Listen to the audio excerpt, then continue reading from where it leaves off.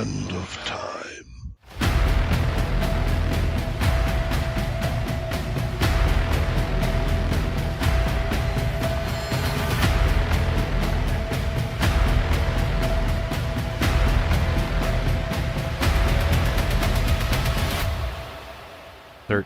O'clock.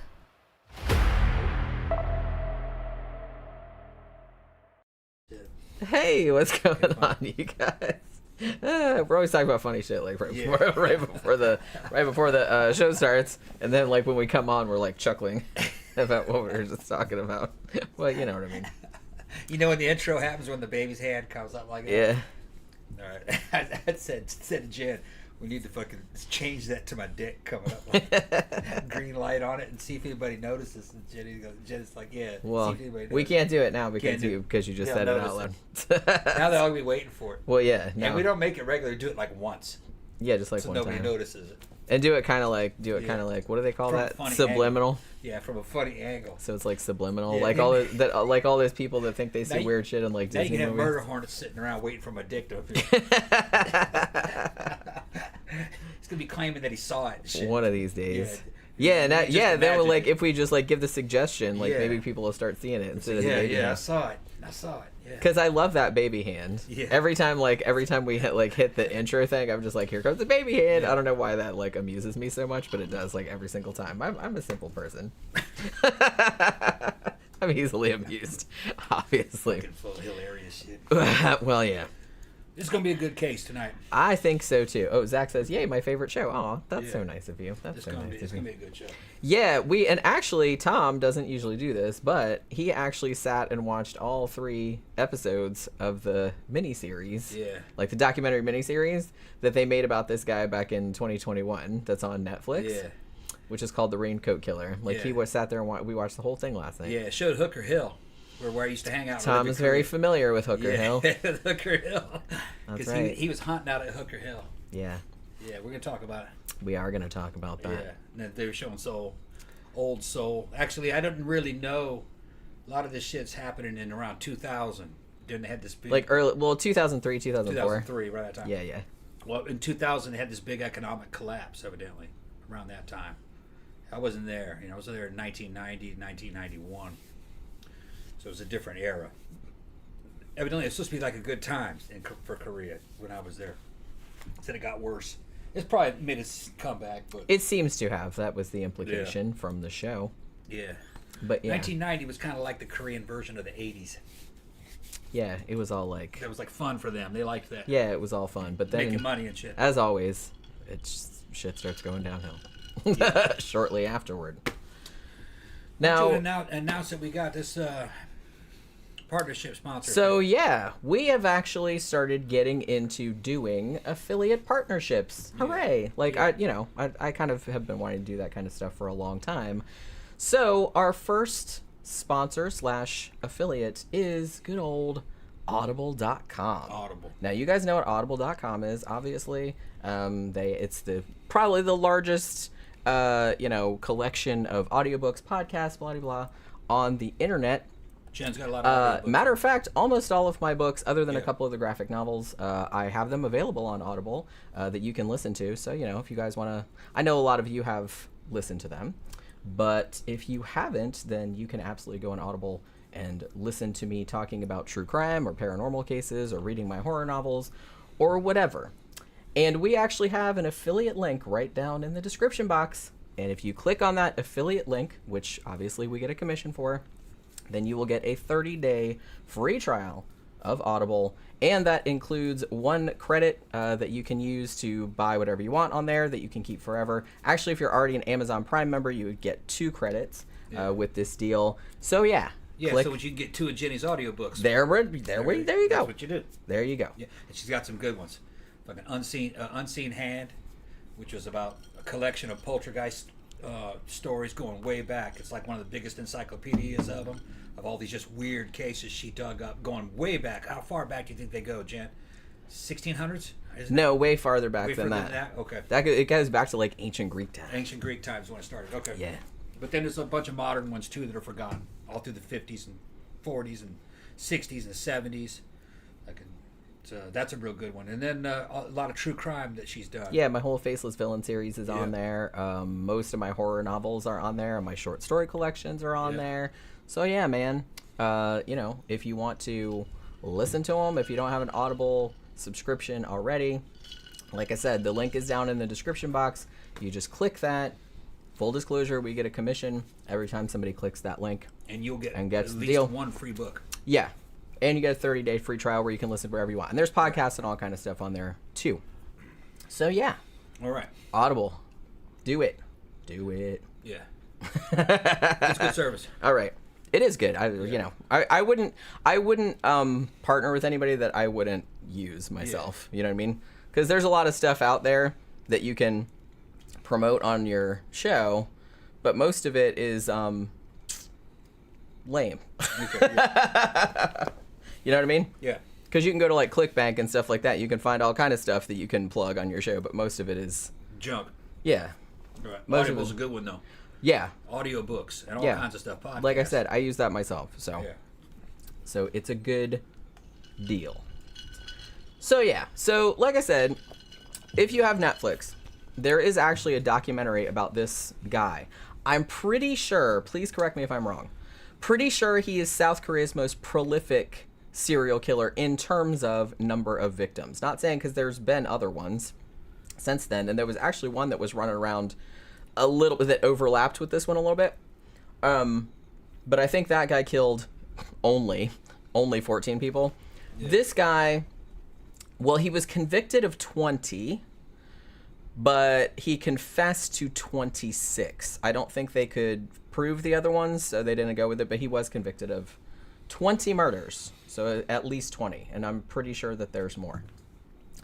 This dude, man, it's a good documentary too, and there's like some other people have done some stuff about him on YouTube, but I think in terms of numbers, he was the most prolific. Well, he's still alive, but he is the most prolific serial killer. And the weird thing about it, they mentioned this on the documentary too, is that he was very aware of his quote unquote ranking in the serial killer stakes. I guess a big ego. he wanted to be like the world's biggest serial, I guess. Yeah.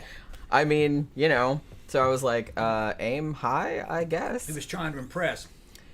Yeah, he was kind of one of those. Yeah. And he's one of the, and this is really common in serial killers too. Like, he's one of those guys that thinks he's like smarter than everybody else. Yeah.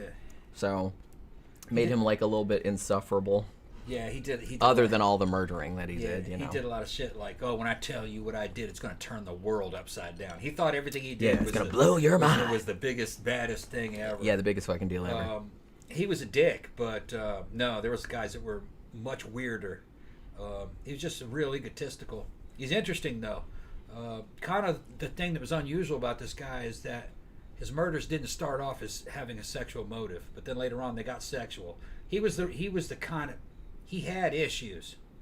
All right, I'll let Jen get into them later. Yeah. But he started off killing people because of money. Supposedly, I think it was just kind of pent up rage was part of it. But then it started to go sexual, going after hookers and stuff. Yeah, he had Kind of a Jack the Ripper. And I mentality. think for a time, and I'm gonna say, and they went into this a great deal on the documentary, which, like I said, is actually very good. That the police actually got a drubbing for the way that they whiffed this case, really, and a lot of them will, will straight up say that they, didn't handle it correctly. But I do have to give them some slack because, one, it was the early 2000s. Two, their shit wasn't nailed down real tight. They didn't communicate with each other very well, stuff like that. There were some other things, like institutional things, which we'll get into. They had really never seen anything like this before. They knew of serial killers, obviously, like from other countries and stuff, but they had really never...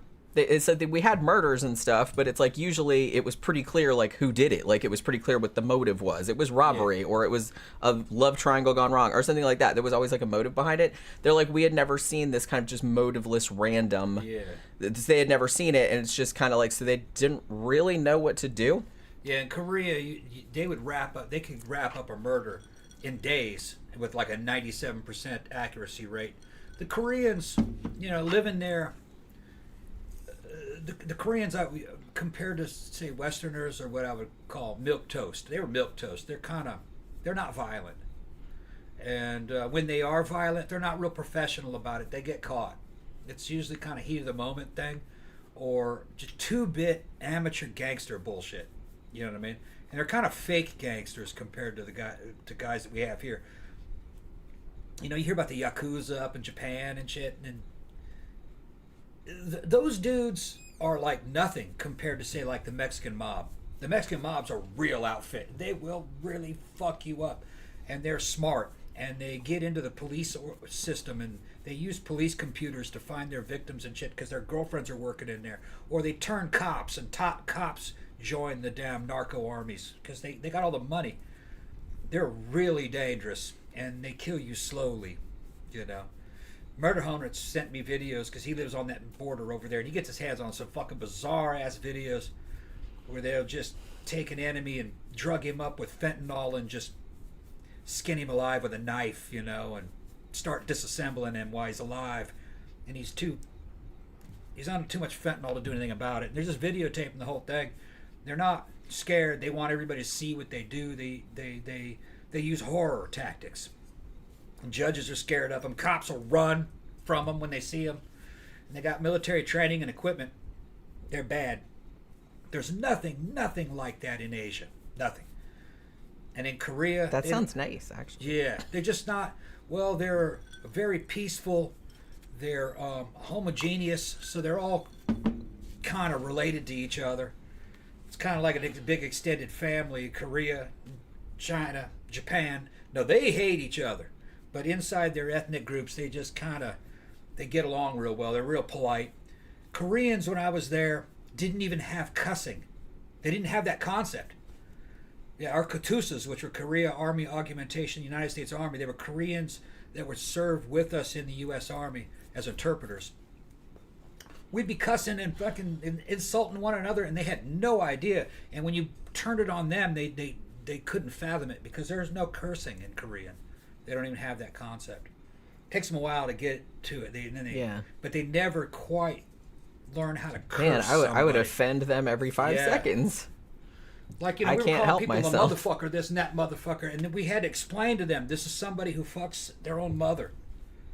I mean, but that's not literally what you mean normally. But that's what the curse is. But right, that's what the curse is. But You're that's calling when somebody that. Right. But when you use it, you don't usually mean that literally. Their heads would be all sideways. It's just that's a rude. curse word. Yeah, that's very rude. That's why they're doing that. You know. Because man, if I talk about somebody I don't like, and I'll be like, "Oh, this motherfucker," I don't necessarily mean that they literally fuck their own mother. It means bad guy. I'm just saying, this bad person. He's an asshole. He's an asshole that I don't like. It could also mean very good, though. We can flip it around and make it sound good. That's a motherfucker right there, man. Give me that motherfucker. Yeah. Well, see, that's the best thing about curse words is they're so versatile.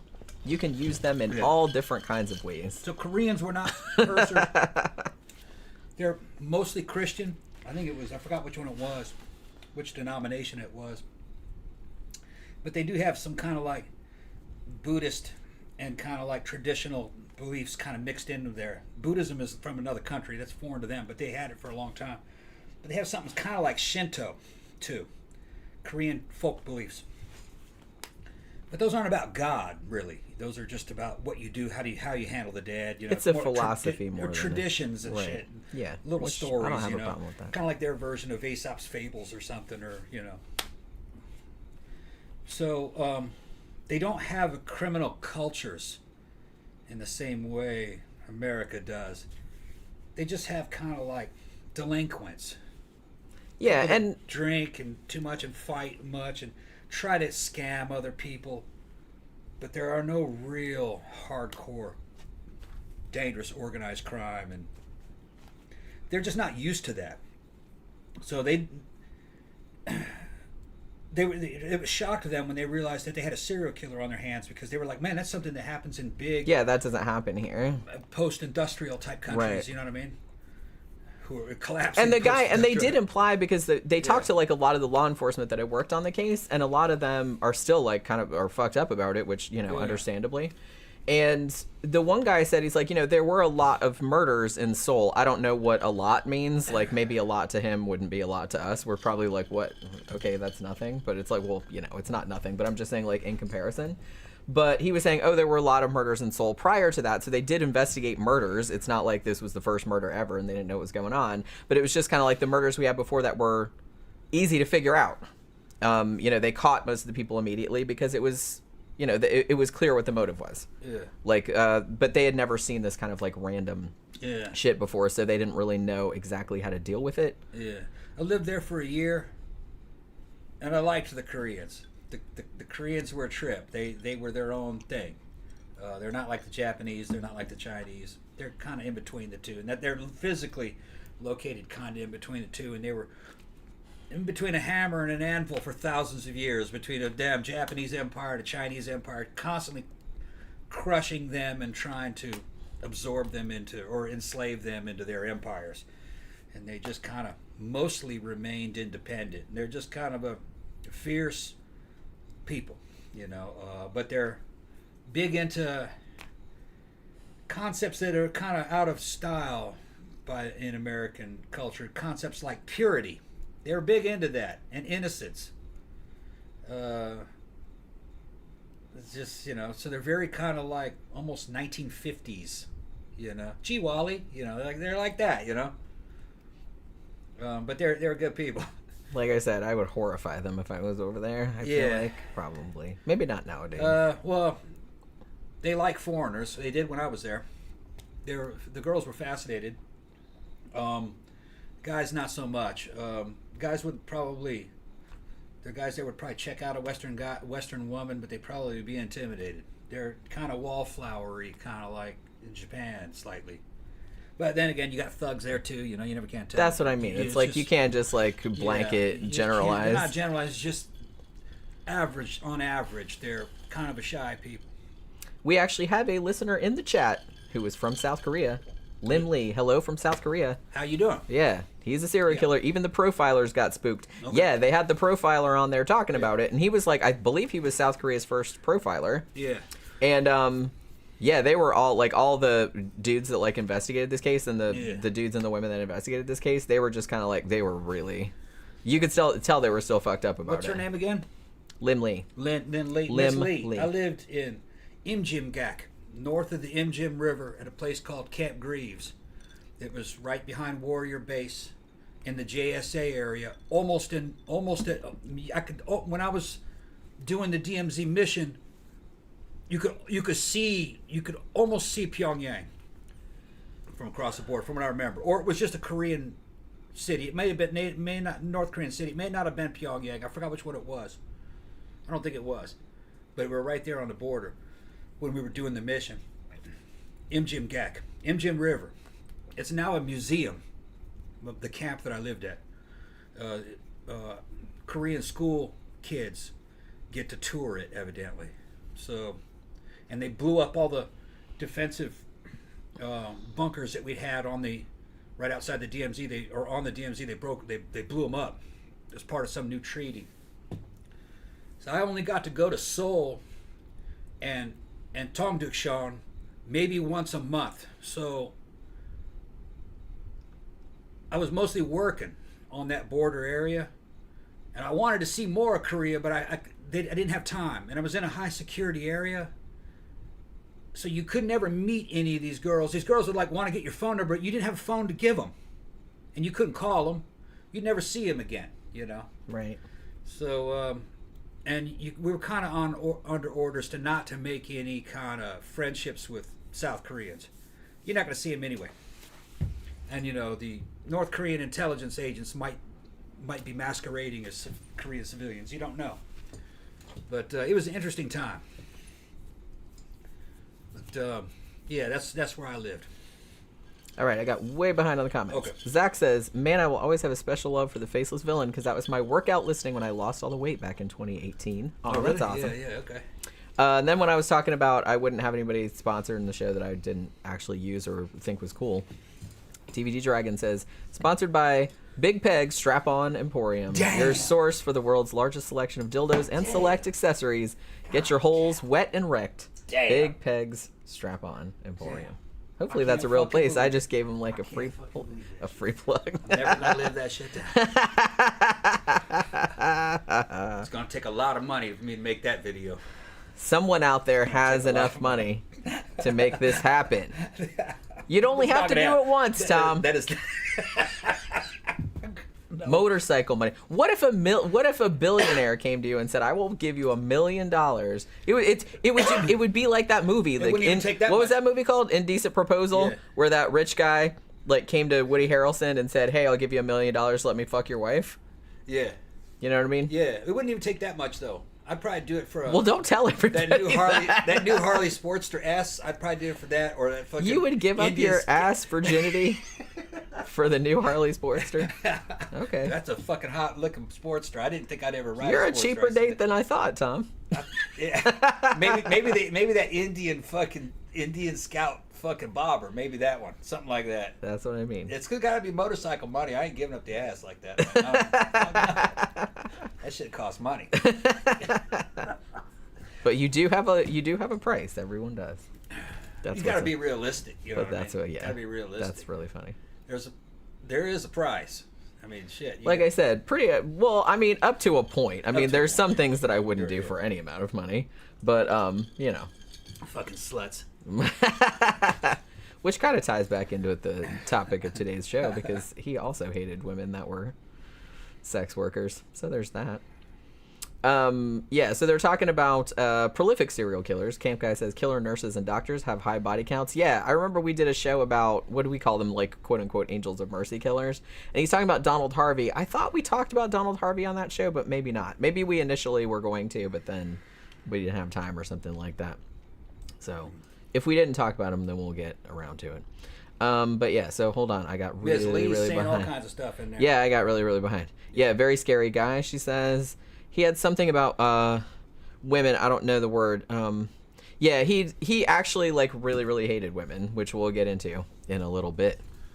That was one of his main things. But I think that for a while, because in the early 2000s and the police in Korea had never really dealt with a situation like this, and because the dude changed MOs pretty significantly, like he did like a bunch one way and then he went to a like slightly different area and did a bunch like a completely different. So I think at first they thought it was two different perps. You know what I'm saying? But yeah. Let's see. Yeah, I got way behind. Ben said, remember that South Park episode where too many curse words caused the apocalypse? You'd think it would have happened by now. Yeah. If that was the case. Yeah, and then Camp Guy said, I would imagine the number of police reports and crimes in Tokyo or Seoul would be magnitudes of numbers lower than what we have here. Yeah. Now, one thing they did a lot of stuff here isn't even reported. Well, yeah, that too. People don't even bother reporting the shit. That too. Yeah. One thing that they did bring up that some of the law enforcement officers brought up on the documentary about Yoo Young-chul was that one thing that they did do, and they said they try not to do this anymore because obviously it's kind of ripe for abuse. But they're like, what they would try to do is if your crimes were unsolved, like they would kind of like sweep it under the rug, like they wouldn't tell you because they didn't want to look bad by saying it's like, hey, we couldn't figure this one out. You know what I mean? So it's like, so they would just kind of like, you know, if it got solved, of course they'd crow about it everywhere because they wanted to get promotions and all that. But if something was not solved, then they would just be like, and they would just kind of like shove it under the carpet, I guess. They would do that kind of stuff. So they did admit that they were doing that kind of stuff back then. And let's see. Okay. Yeah. Lim Lee said, next time you come, a lot of things have changed there. Oh, I imagine so, yeah. Yeah. This was 1990, 1991. I was there when Kim Il-sung died. And we thought the invasion would happen when Kim Il-sung died. But Kim Jong-il took over. And I didn't know who he was. Later on, I was able to do research to find out who Kim Jong-il was. And I kind of liked Kim Jong-il. He was crazy. Just a pot-bellied, funny hair, making Godzilla movies with captured Japanese film directors. I wanted to do a show about that, too. He's like something out of James Bond. It's crazy. It's like crazy. It's a crazy story. Yeah. And I saw a lot of North Korean propaganda films about Kim Jong-il, about how he could solve every fucking problem. Any problem you could think of, Kim Jong-il could solve it. He went to the power stations and told everyone how to make electricity. He would go to all of the music professors and tell them how to make music. He would go to the movie studios and tell them how to make movies. He's doing an entire tour through North Korea, telling everybody how to do their job. And those videos are on YouTube. Gee, thanks. Beautiful. With this North Korean I cannot patriotic music. imagine Yeah. He a would go to farms. narcissism that deep. Kim Jong-il would go to a farm and tell everybody how to grow potatoes. You know, It's like, how to grow. what the fuck did he think they were doing prior to him getting there? It's like, He yeah, told them how bro, to make it we've better. been growing potatoes for like yeah. thousands of years. Yeah. Thanks for your input, though. He goes to the pistol range and he's shooting pistols. But the thing is, I will tell you one thing: Kim Jong-il evidently he could shoot. Kim Jong-il could shoot. There were witnesses that saw him shoot. Says, yeah, he's good. He's real good. But he would So hold he his was good pistol at like one that. thing. I think he was good at a lot of stuff. No, don't underestimate him. I think he was good at a lot of stuff but he was like, you know, one of the supreme leaders. So he actually had some experience in doing things, and I think he would go overseas sometimes. That shit's hilarious. So I think he was kind of normal, but he had. Well, I mean, it's he had kind to of put on not a- hilarious because it's also terrifying. Yeah, he had to put on a show for the North Koreans, because I listened to a lot of North Korean defectors, their testimony, and North Korea is an alien planet. It's just It's super weird. weird. It's a cult, basically. Well, yeah, it's like a countrywide cult. But like I said, it's cult, like yeah. most people there, I'm sure that they would fucking leave if they could. No, a lot of them won't. They love it. They think it's the best place on the planet, and that they have a leader who's taking care of them, even though, and sending all the bad people to work camps. And no, they're totally brainwashed. Totally brainwashed. They think it's great. They think starving is great. Yeah, evidently. Camp Guy said this is in reference to giving up the ass for a certain amount of money. Damn. Camp Guy said, because we See, have to they're just picking keep on bringing me. it. Okay. We're not picking on each Okay, other. what's it? I mean, you're the one that pretty much laid out exactly how much it would take for it to happen. You didn't have to. everybody kept You demanding. didn't have to do that. You could have like raised Everybody your kept price. asking me. I'd have been like, it'll take $1 million. I'd have been like that. I'm not gonna whore myself out just for a car. Fuck you people. No. Camp Guy said there was a Stephen King short story where a guy would get a huge payout. All he had to do was go to a children's playground and sucker punch a little kid one time. Damn.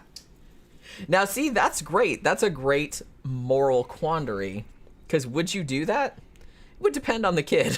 Oh, like, can I pick the kid? Or does it have to be just like a random kid? Because I wouldn't go punch a random, like a nice kid. Yeah. But if he was an asshole, I would think about it. I would think about it. Because some kids probably need a punch in the face. Just saying. No, just kidding. I'm just kidding. Yeah. You know what I mean? But, sort of, but not. All right. So, Zach said, I forget if I brought it up already. Yeah, I think you did because I think I wrote it down. But a show on the liminal space and backrooms phenomenon would be super fascinating. I thought so too. I think I wrote it down, but I don't remember if I put it in one of the polls yet. But I will because I kind of do want to do a show about that. And about that whole like analog horror thing too. That might be fun. But yeah. So let's start talking about this motherfucker. Now, even though, see, I just did it again. This motherfucker. So this guy here, I don't know. I guess what they know about his childhood or his past is from him. Because he's, like I said, he's still alive. He's actually on death row. But as far as I'm aware, South Korea suspended the death penalty. Like, it's still legal, but they just suspended it. And I think it's been suspended since 1997. So there's a bunch of prisoners on death row, but they're not doing the execution. So he's on death row, but he's still alive.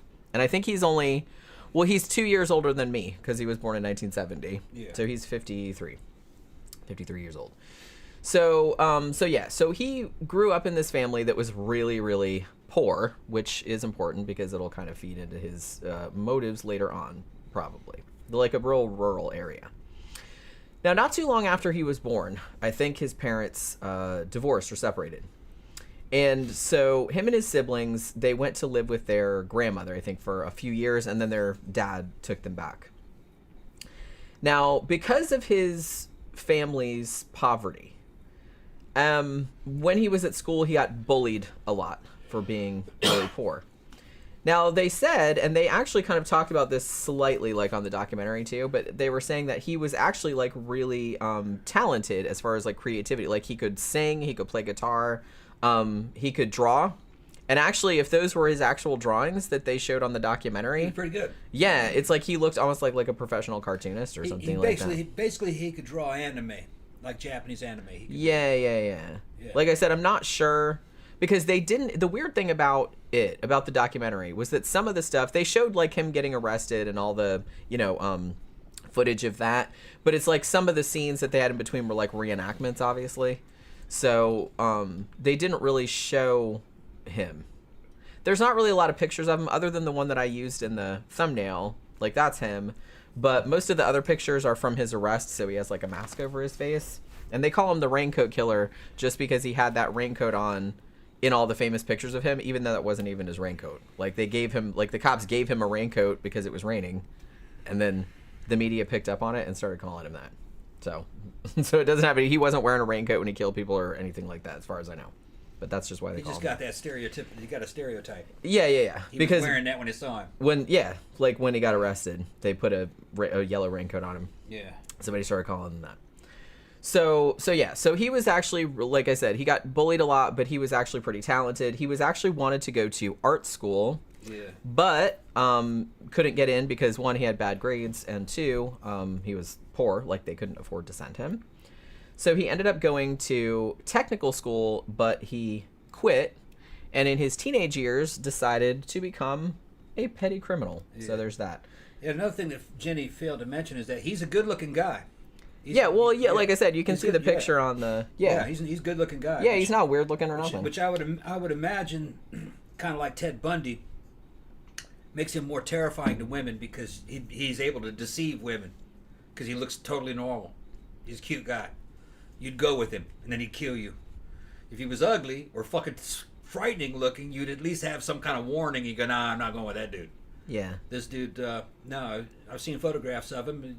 He wouldn't have... Women would. He was going after professional girls. They wouldn't have any problem working with a guy like that.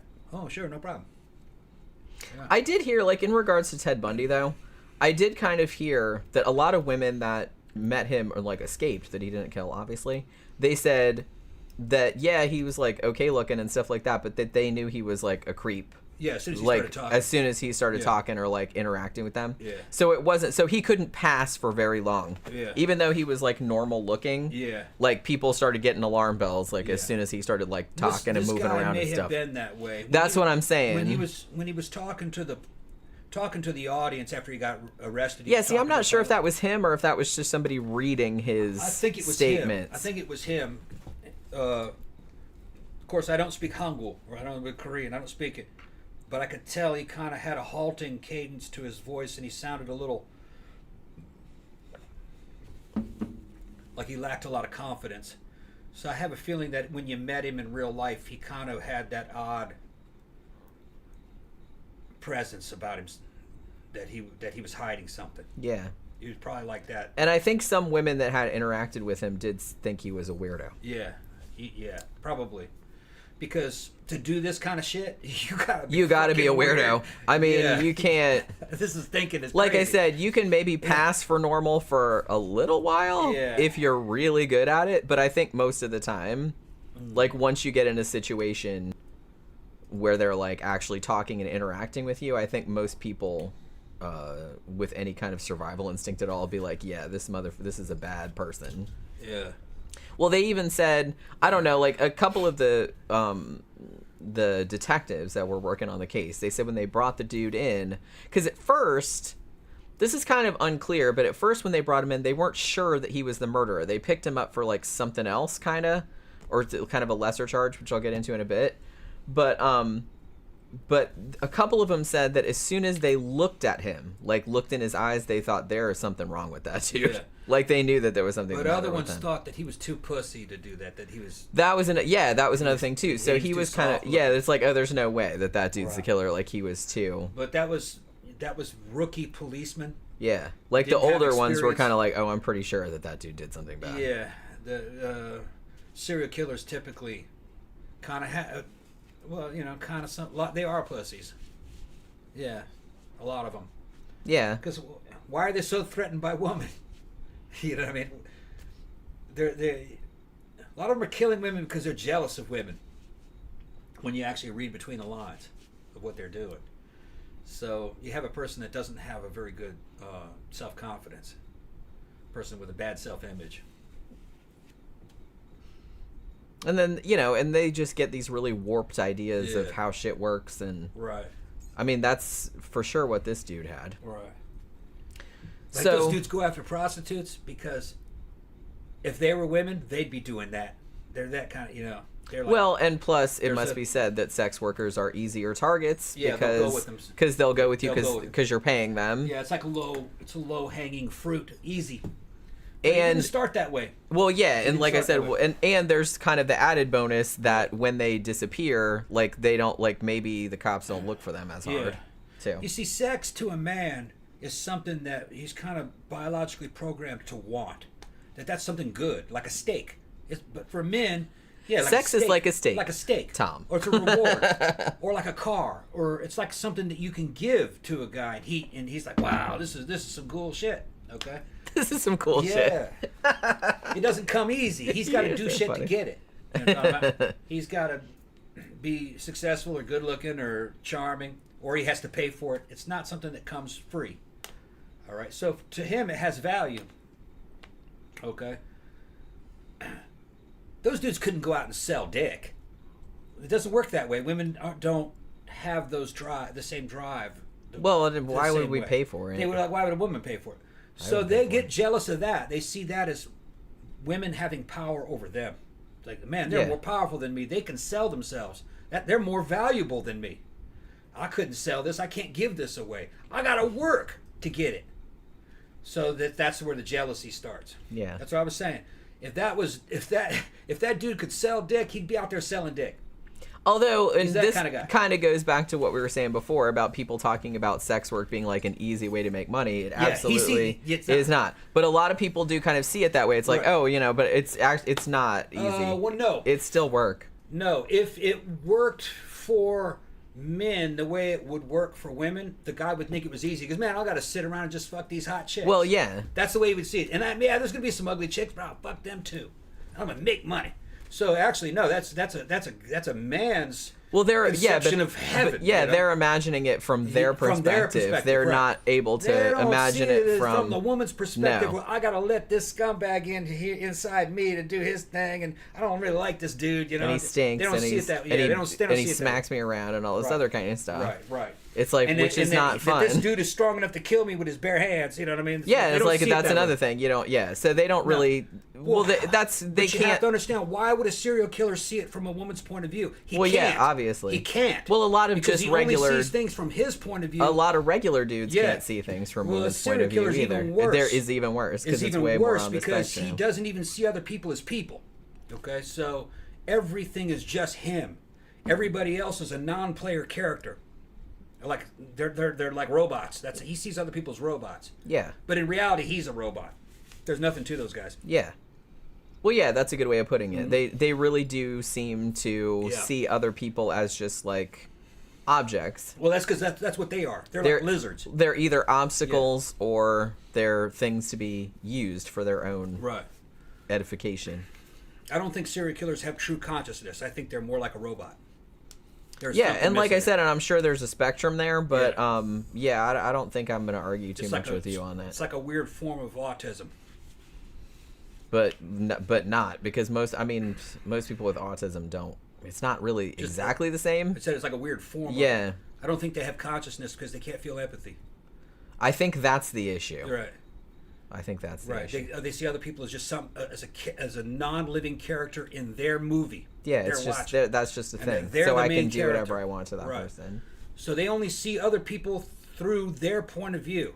So he sees those women from his point of view, and he sees these prostitutes as they got it made, man, and they got more power than me. So he's going to kill them. He's going to punish them for that. Yeah. That's what they do. Well, he even used that word, punish. Yeah. He wanted to punish them.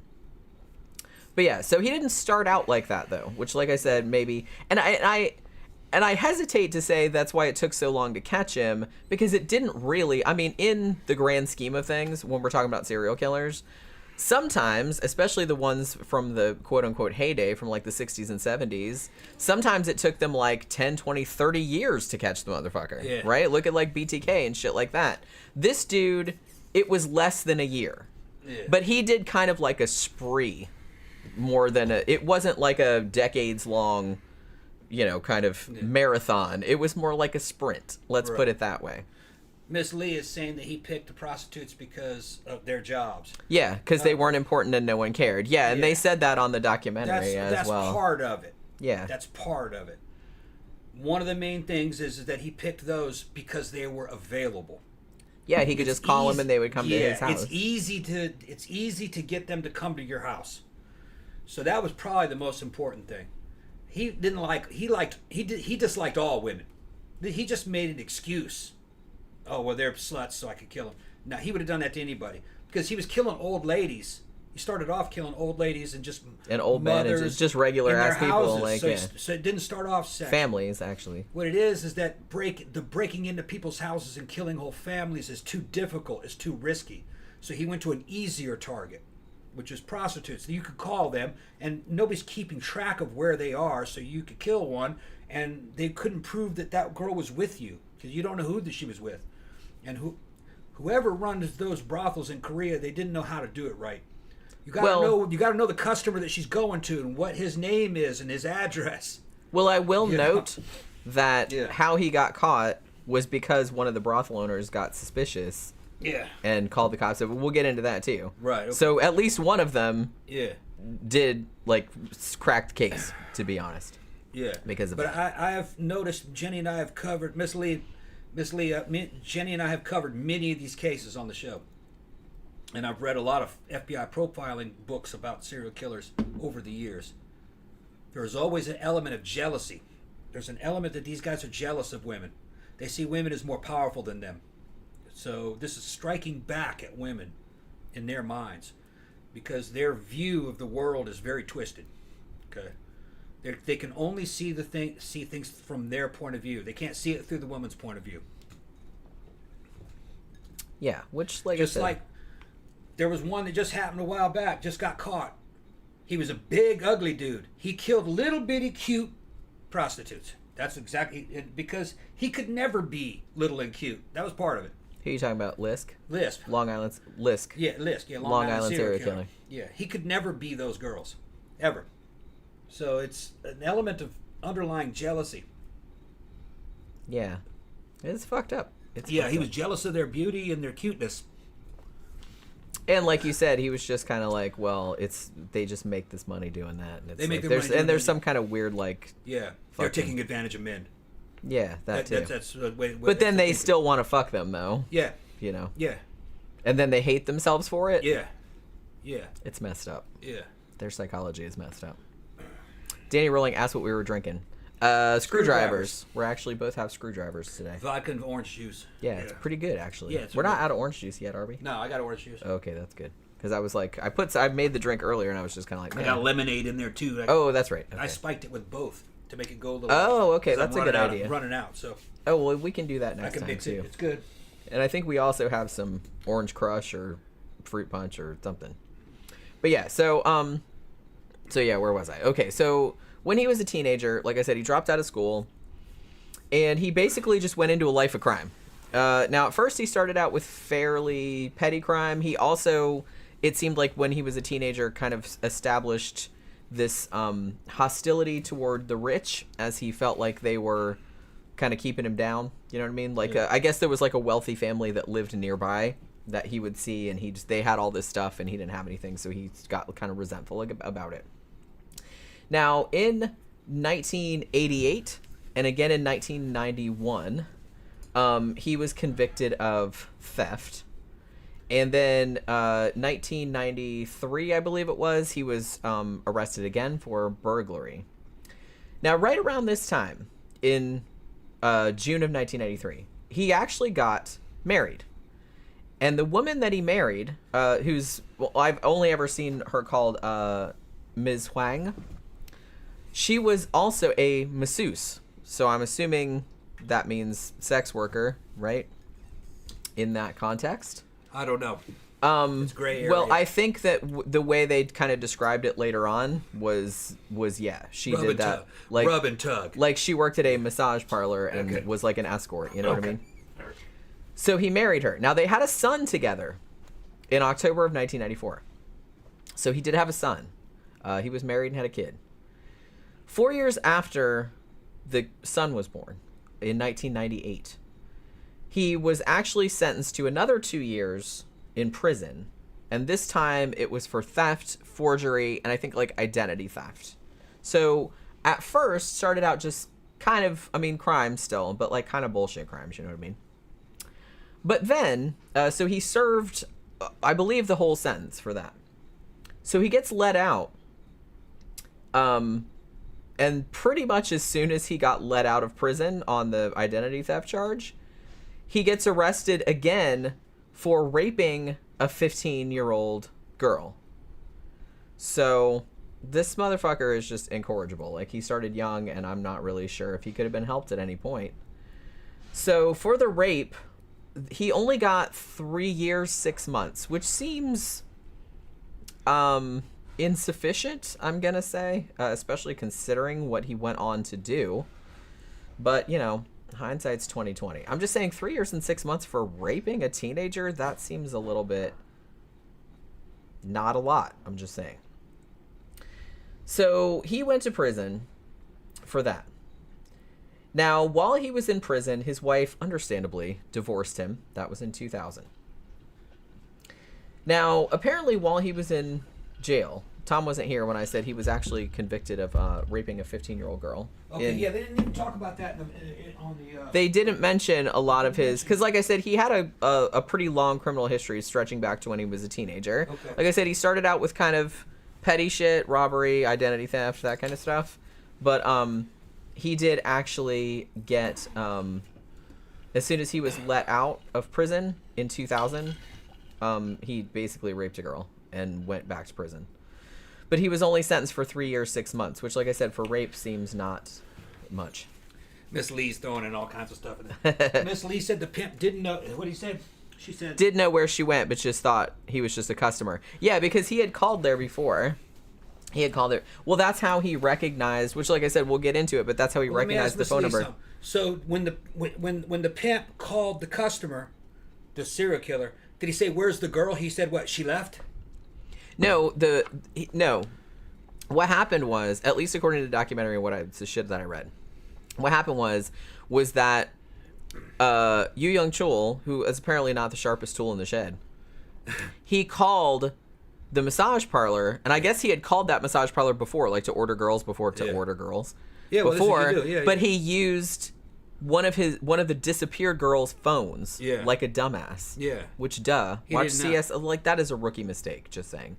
But he used one of the girl's phones.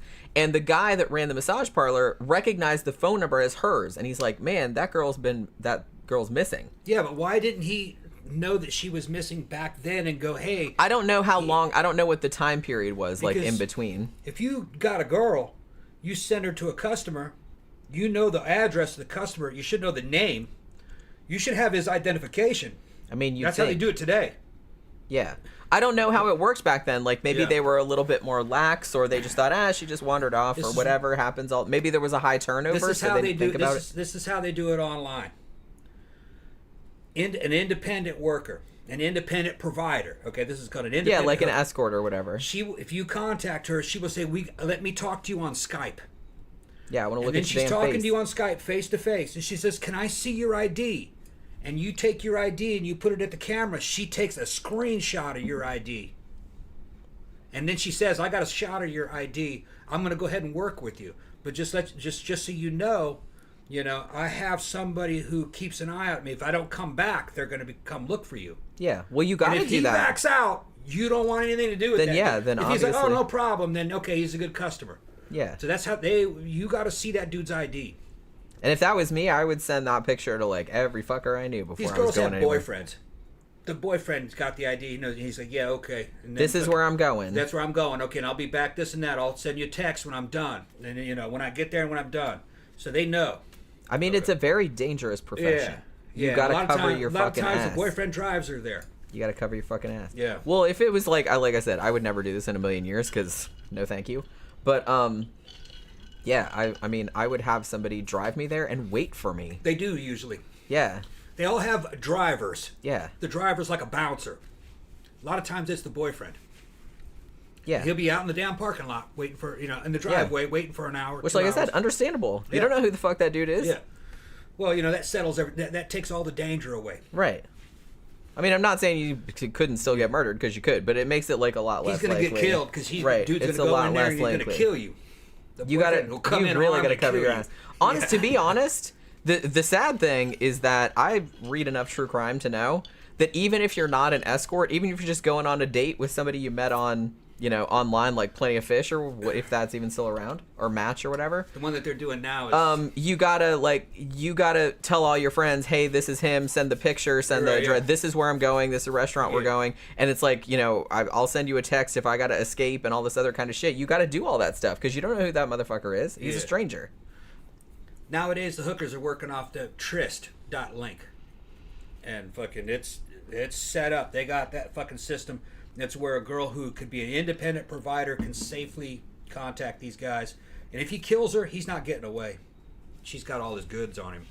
But the thing is that he knows that she does. Yeah. And they don't want this one-time things. They want a regular customer that they can see every couple months.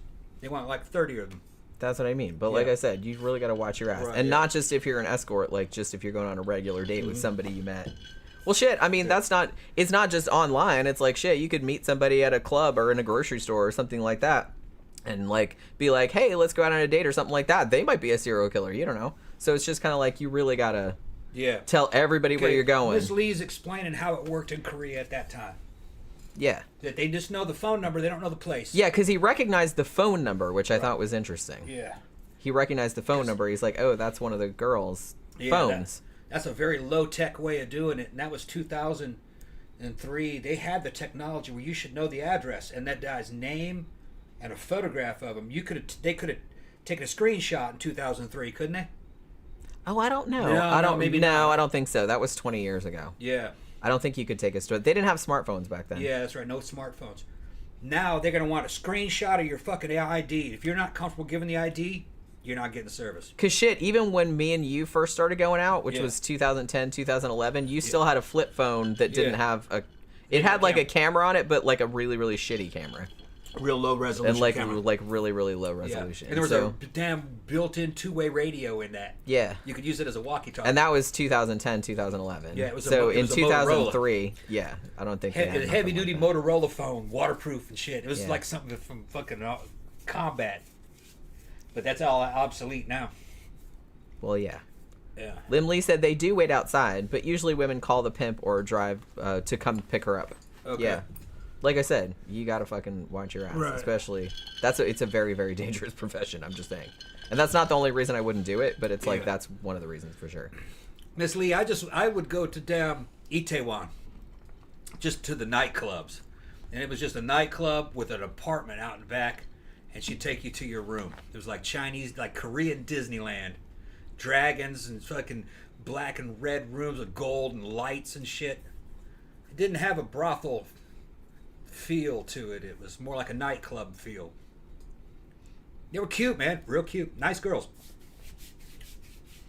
Yeah, Tom was over there in the army, and he was single then, so yeah, I could do whatever I wanted. So he could just do whatever he wanted. Yeah, and he did. Everybody else is doing whatever they wanted. Everybody else is doing whatever they wanted. I was having fun. Yeah. Once a month. Yeah. It was like getting out of prison. That's really funny. Because it was like being in prison, really. Yeah, I guess. Worse. Sleeping outside. Yeah. Especially during the winter. Okay. So he gets out of prison in 2000 rather, and immediately rapes a girl and goes back to prison until 2003. I think he got out. His wife divorced him, understandably, while he was in prison for rape. Now, while he's in jail, apparently this whole philosophy that he had about rich people being the cause of all his problems and women being the cause of all his problems. And that seemed to kind of exacerbate when he was in prison. He also started admiring other Korean serial killers, particularly one named Jeong-do-young. Hopefully I'm pronouncing some of these kind of correctly. If I'm not, I apologize. That guy also targeted rich people, so he thought that was kind of like a good idea. So he's like, maybe I should do the same thing. Now, as we mentioned earlier, this guy, and this is pretty common among a certain type of serial killer, they think they're smarter than everyone else. He claimed to have an IQ of 140, which is pretty high if you don't know.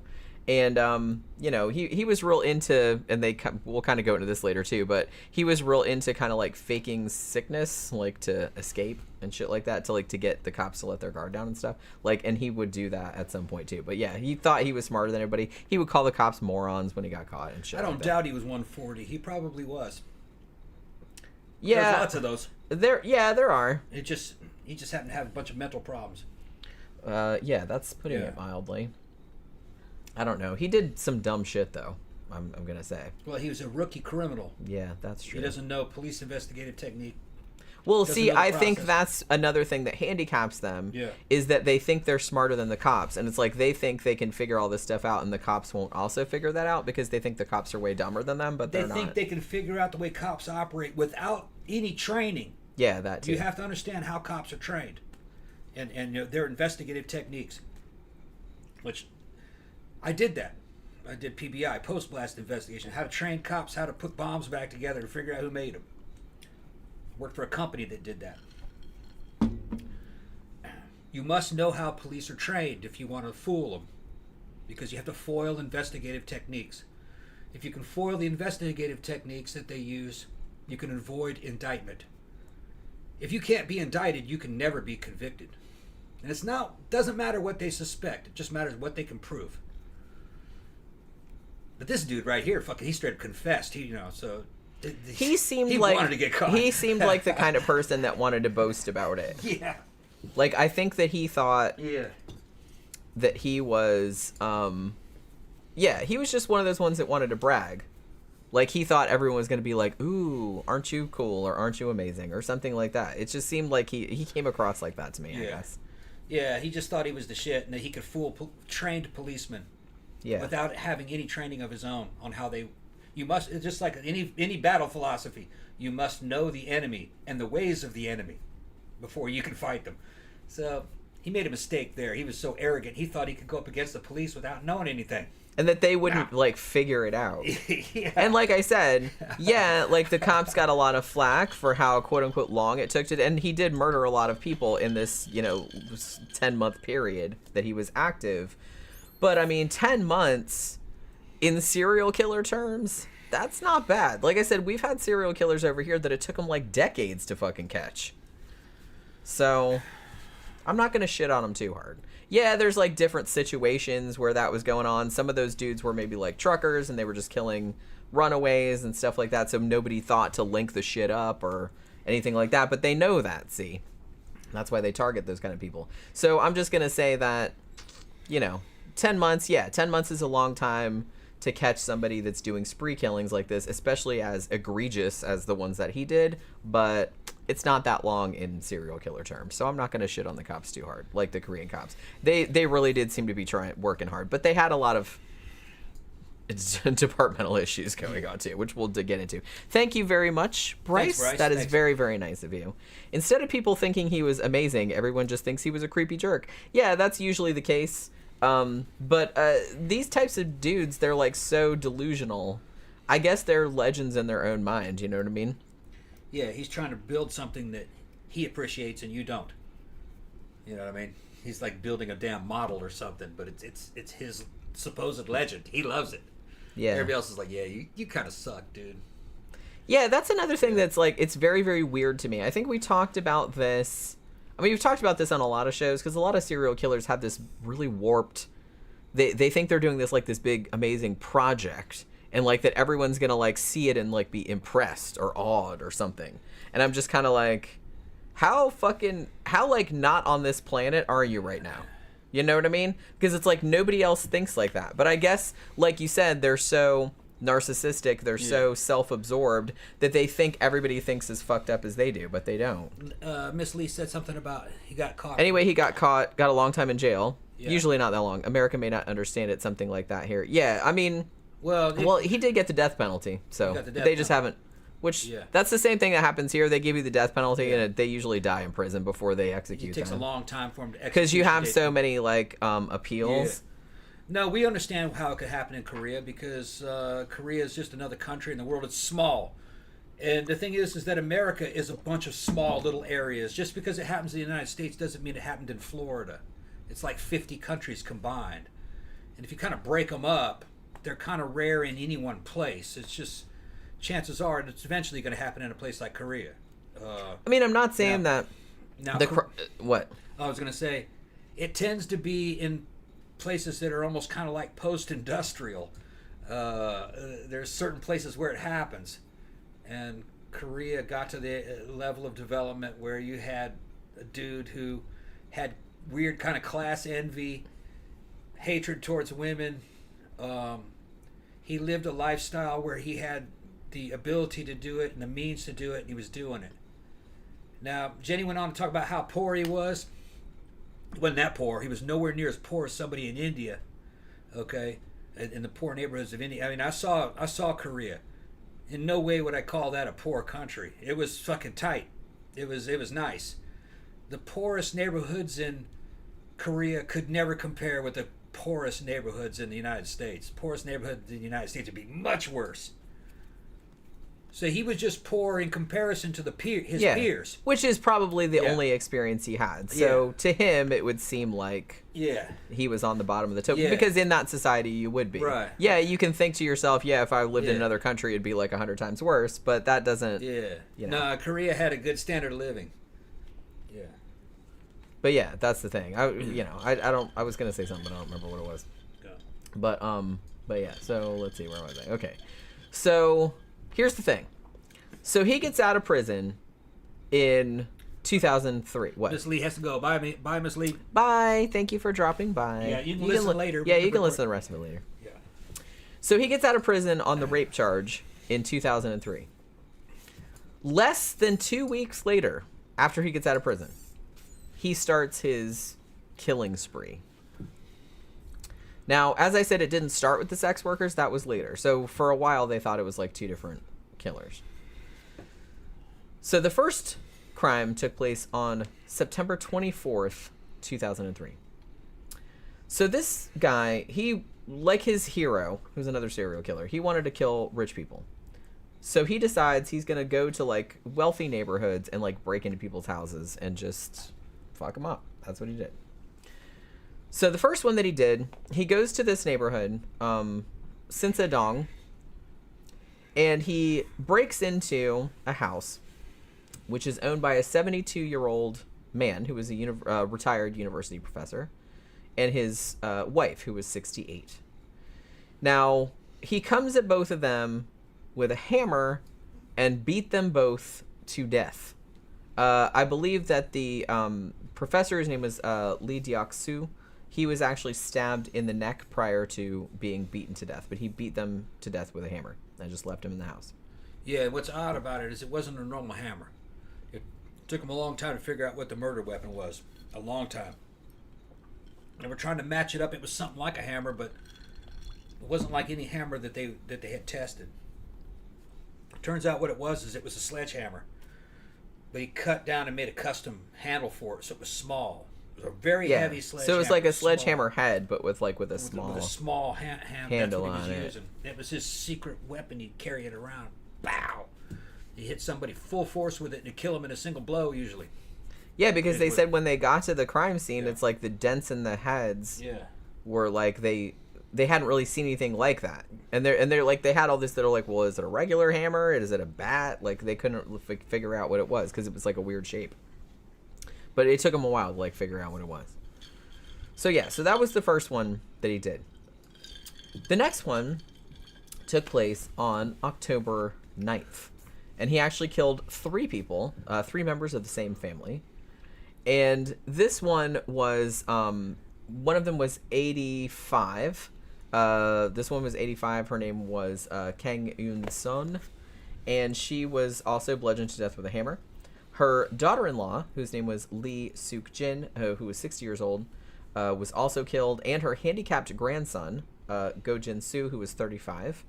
They were all beaten to death in the same house. This was in a different neighborhood, but also kind of an affluent neighborhood. Now, only a few days later, like only a week later, October 16th, he attacked again in a slightly different neighborhood. It was all kind of in the same area, but in slightly different neighborhoods. Now, this was a 60-year-old woman named Yoo Jun-hee, and she was also beaten to death with a hammer. Now, she was actually found alive by her son, but died a half hour later from her injuries.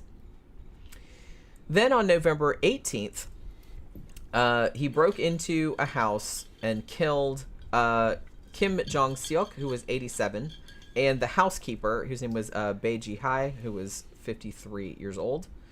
At this particular crime scene, he accidentally cut himself while attempting to break into a safe. I should note that the crimes prior to this, the police were completely baffled because nothing of value was taken from any of the houses. So, you know, at first they're like, oh, it was a robbery gone wrong, but nothing was stolen. So they were just kind of like, well, what the fuck was the motive then? It like was a murder they had raid. never seen this before. Yeah, in the military, you'd call that a raid. You just go in there and you kill a bunch of people and then get the fuck out before retaliation hits. That's all it is, a raid. So that means the motive was the people. Yeah, he just wanted to kill the people. Yeah. Which is weird because I was kind of thinking, I know this is kind of fucked up, but like when I was watching the documentary, I was like, if he was so upset about being poor, it's like if you're going to go to that extent, you're going to like break into some quote unquote like affluent people's houses and beat them to death with a hammer. It's like you might as well take their shit, right? But he never did. So I guess, I don't know if he was trying to make a statement or he thought that would be easier for him to get caught or what. I kind of suspect the former, because maybe he thought, oh, well, if I steal their stuff, then it'll just look like a robbery. Like the motive will be clear, and that's not what I want to get across. I don't know. He kind of seemed like that to me, but he didn't take anything. So the cops thought that was really weird because so at first they were just kind of like, when the first couple crimes happened, they were like, this has to be somebody with like a grudge against this family or something, because why would somebody just come and do this and not take anything? You know what I mean? Like there seems no reason. So, but you know, they investigated and they couldn't find anybody that had any motive to kill any of them. So it was very confusing to them. However, at this particular scene, he did actually try to break into a safe in the house. He didn't get in, but he apparently cut his hand while he was breaking into the safe and got some blood on the safe or whatever because he cut his hand. So at this point, he at least had the wherewithal, I guess, to like, well, I need to destroy the evidence because this is going to, leave DNA or whatever. So he tried to burn the house down. He didn't entirely succeed. He did burn quite a bit of it, and I think he did succeed in burning the DNA evidence because it wasn't burned completely down because I saw the photos that were in the documentary. But he did, like, kind of burn that area down. But he did try to burn it down. So, as I said, at this stage, cops had never seen anything like this before. They couldn't figure out what the dude was doing. And they didn't really want to, at first, it seems, and some of them admitted this, they didn't really want to tell the public that it was a serial killer. I guess not only because they didn't want to panic them, but because they didn't want it to look like they didn't know what they were doing or they were out of their depth. Yeah. You know what I mean? Yeah, well, that's something I noticed. This is a good time to talk about. In all the Eastern countries, China, Japan, Korea, countries like that, there's a big thing about the government saving face. They must seem to be in total control. They have to have almost like a godlike reputation. You're not supposed to be questioning the government. They're all knowing, all powerful. Okay, they know what's right, and you're just a citizen. It's very paternalistic, but that goes in line with Eastern cultures. Very paternal hierarchy type stuff. So they can never show weakness. Never. Let's say they convicted the wrong man, all right, of a crime. they're not gonna want to reverse that. You could show them over and over again that dude was innocent, and if they release him, they'll have egg on their face. That's how strong it can get. I mean, they kind of do that here, but no, like, we're not but not to the extent. We'll look bad if we do that, right? You know? Like we'll look like we didn't know we were doing. Yeah, right. And I do kind of feel like, and to their credit, at least the officers that talked on the documentary, they did seem aware of this, because they said, because I guess things have changed since then, like because this was 20 years ago that this was going on, but they did seem to be like, yeah, well, it did seem like image was paramount. If you didn't know what was going on, and they didn't clearly with this situation, then you either had to, they tried to like play it off at the beginning, like, oh, this is somebody that knew them or that had a grudge against them, or they're not connected or something like that. They didn't want to come out and say this is a serial killer and we don't know who it is or why they're doing it, because it would make them look bad, like it would make them look incompetent. Yeah. And they really didn't want that. Yeah. So there was like a lot of that going on, and like I said, to their credit, they did really seem to realize that, because they did kind of talk pretty openly about it on the documentary. But you know, they said the silver lining of this case was that it caused a lot of improvement, change. Yeah. You know. Yeah, I mean, Korea likes to be a traditional society, but you got to change shit when you're wrong. You got to keep it. You got to keep improving your game, and they did. Yeah. They did. Yeah. You don't. I mean, it took this, but yeah, because they did get their shit together. If being traditional means you're fucking over the innocent and fucking people over, no, you got to change that. Yeah, you gotta fix that shit. You gotta fix that shit. And you can't just go around like smoothing everything over when there's something bad going on that everybody needs to know about. So they didn't really, and it seems in this point too that the media kind of scooped them on this, because the media were already talking about this is probably a serial killer, and it's like, so they were already going on the news saying this is probably a serial killer. They didn't want to hear that. But the cops are saying that it's not. So you know what I mean? So they were kind of getting undermined a little bit by the media, but you know, rightfully so in this case, because it was a serial killer as it happened. But they were reporting that, but the cops didn't want to say that. So okay, so at this point, they didn't really have a lot of evidence. Really, the only physical evidence they had was they had some shoe prints. Like the cops knew from pretty early on that at least 3 of these crimes were connected, because they found like the same shoe print like at 3 of the scenes. Like one of them, and they weren't great ones either. But I mean, they were just kind of partial. Like one was inside the house, one was on like an air conditioning unit outside, and it was real faint. They assumed that he had climbed on that to like look into the house or climb in a window or something like that. But I think it was it 3 of the scenes or 4 of the scenes of the murders that had like the same footprint? shoe print. Yeah. I think it was only 2. No, I'm pretty sure it was at least 3. Was it? It might have been 4. Remember them superimposing 2 Yeah. of the footprints? Yeah, but that was like first, and then they had like another one. They had another one? Yeah, Okay. I'm pretty sure it was at least 3, maybe 4. Wore the same damn shoes. Yeah, they she called Buffalo them shoes. she called them buffalo shoes. It must be a brand. Yeah, I'm thinking that's a brand of shoes. Yeah. Like which I don't. Maybe we have them here. I Miss don't know. Lee, she left, so she would Okay. know. Yeah, But she's gone. yeah, because I never heard of those. Maybe we have them here. I'm not real up on like fucking shoe brands. Probably like so. a Korean version of Buster Brown. I saw them. They were just leather shoes with like rubber soles. Yeah. Work shoe looking thing.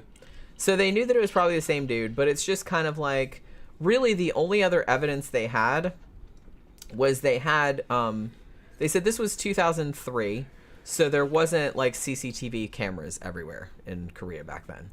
However, it so happened that a house or a business or something that was really close to the house where the murder happened had a whole bunch of, I guess it was an office, because they said they had a whole bunch of cameras outside that were monitoring the employees as they were coming and going. Now these cameras, one of the cameras, picked up a man walking down the street at right around the time of the murder, either just before or just after, and they're assuming that this is the killer because no one else was around at the time. And then when they showed the footage to the victims' families, one of them said, "That's my dad's," I guess it was my dad's jacket. So it was one of the victims' jacket that the guy was wearing. Now you couldn't see his face, you could only see his back, and he was just like walking. So they weren't really sure what to do. They're like, should we release this to the public? If we do that, then we're going to tip the killer off that we know something about him, and that might make him bolt. Yeah. And we're not going to be able to catch him. But on the other hand, this is kind of the only lead that we have. Maybe someone will recognize the way he walks or his hair or something. You know what I mean? Even though you could just see his back, so it wasn't really. Yeah, he took that jacket. He must have taken that to cover up blood. He probably got blood on his shirt. Maybe. Yeah, maybe he was coming from the murder at that point. Well, because he had the guy's jacket. Right. He had one of the victim's jackets, so he was coming from there. Yeah. He's been hiding the fact that he got blood on himself. And he didn't want. He maybe had to take public transportation. Didn't want people to see the blood. Yeah. Because he was pretty good about not leaving behind much evidence and not taking anything with him. Right. So that must have been kind of a last resort thing. DVD Dragon said, "Yeah, like Confucian. Confucian values. He's talking about them not wanting to admit that they're wrong about something. The authorities. No, Koreans are Christians. I think Presbyterian mostly. But there is just that theme in Eastern culture, is that the authorities are not supposed to be wrong. If they're wrong, then the harmony is upset, and you can't trust authority. So they're very authoritarian, even if they're good, well intended. They're still authoritarian. It's just the tone of that society. Not saying it's a bad thing, because they do a lot of things right. But they don't like to admit that they're wrong. Which, to me, that seems like a weakness. Yeah, well, they eventually end up admitting that they're wrong when they are, but they don't want to admit they're wrong because they're afraid that they're going to disturb their authority and that no one will believe in them, and then the harmony will be shattered, and right, everyone will be at the end each other's throats, and lions and dogs and cats sleeping together. It'll be chaos, just like something. What was that from fucking Ghostbusters? That was Ghostbusters. Yeah, mass hysteria. Yeah, mass hysteria. Yeah, that's what they're. Dogs and cats living together. They want to have mass a peaceful hysteria. and tranquil appearance to everything. Where sometimes the world's not like that. But I do. Yeah. Well, like I said, it does kind of work to an extent because it is. Compared to... They are very peaceful. Yeah. Yeah. So it does work. They have internal peace, not so much external. The Japanese, the Chinese, and the Koreans have been fighting each other for thousands of years.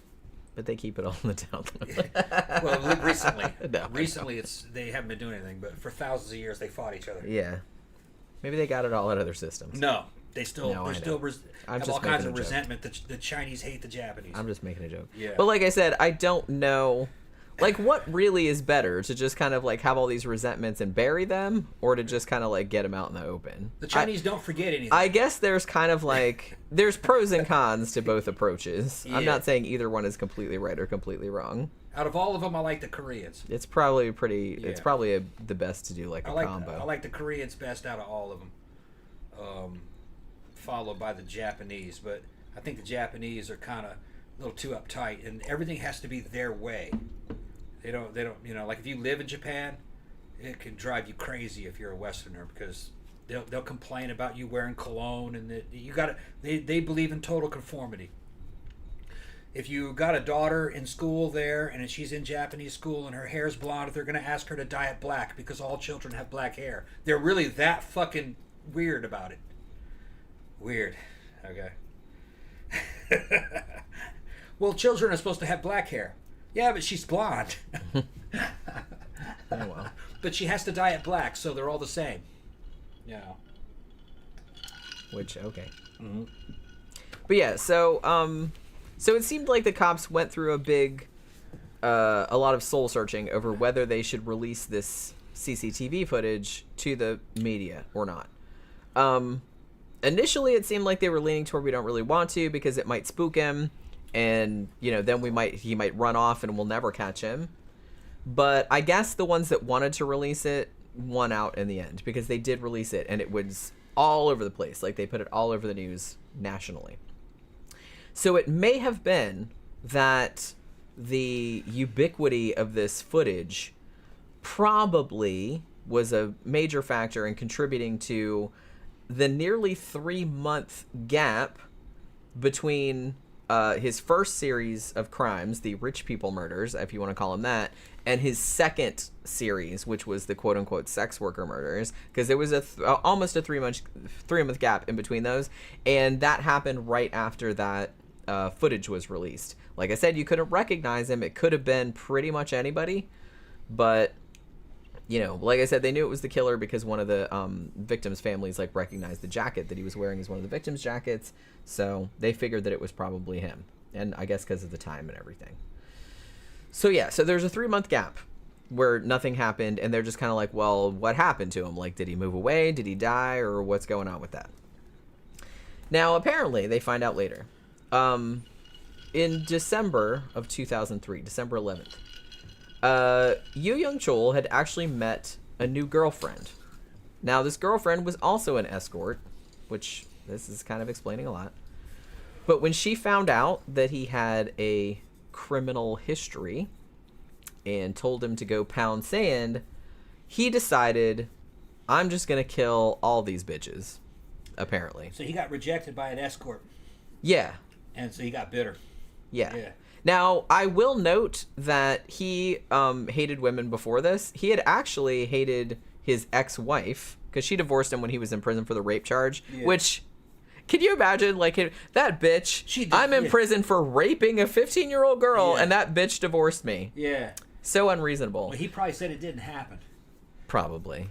Or she wanted it or something. She didn't believe that's me. what they always say. It didn't happen, and that bitch didn't believe me. Yeah. It's probably these bitches, blah, blah, blah. Yeah, these bitches are... It's the same song and dance with these kind of motherfuckers, to be honest with you. It's like, you can fucking predict it, just, you know, like you can predict the tides. He's got a screw loose. Big time. Yeah. And he later admitted that he was actually going to kill his ex-wife when that whole thing happened, like when she divorced him earlier. They didn't cover this in the fucking movie. Yeah, they didn't talk a lot about this. Well, they didn't talk a lot about his past or his prior criminal record. Right. The documentary was more about the investigation. Yeah. It was more focused on the law enforcement, like how they caught him. You know what I mean? It's on Netflix. It's a great show. Y'all should watch it. It's in Hangul. But it's got good subtitles, and it shows Korea. It shows Hooker Hill. You'll see it. Yeah. It's in there. I'm like, oh, I remember that place. Fucking, it hasn't changed that much. Yeah, but the focus of it is much more on the investigation. Yeah. It's not really on him as a person. They don't ever really show him other than when he gets arrested and he has that mask on. It's more about the law enforcement officers and how they caught him and the crimes and everything like that. Seoul looks a lot bigger, and they have like modern technology now. It's neat. It's like kind of like Tokyo. Yeah. Yeah. But wilder. I think it's less. Well, not really wilder. That's not. They got some wild shit in Tokyo too. I just. There's wild. I'd rather go to Tokyo. I'd rather go to Seoul than Tokyo. I would kind of like to go to both places eventually. If you want to go, we'll go. We'll go to Korea. It just takes us a long flight. I know. That's kind of bumming me out. I don't want to do it all in one go. We would have more fun, and it would cost a lot less in Seoul. Yeah. It would cost it's a fraction of the cost. Yeah, I can imagine. Yeah. And they got good food there. They had good food in 1990. Yeah. They were good. Yeah. And they got fucking wilder clubs. You can have fun there. Oh, I'm sure. We had a friend that went there as a tutor. He didn't know how to have fun there.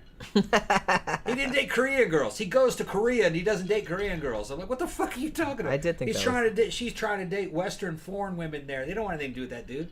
I mean, I did think that was a little strange. But whatever. Crazy. Whatever. Crazy. But yeah, so when his wife had divorced him, he had apparently considered killing her. But then, so he was, pissed off prior to that. But then when this girlfriend left him saying like, nah, you have a criminal record, I'm not getting involved in this.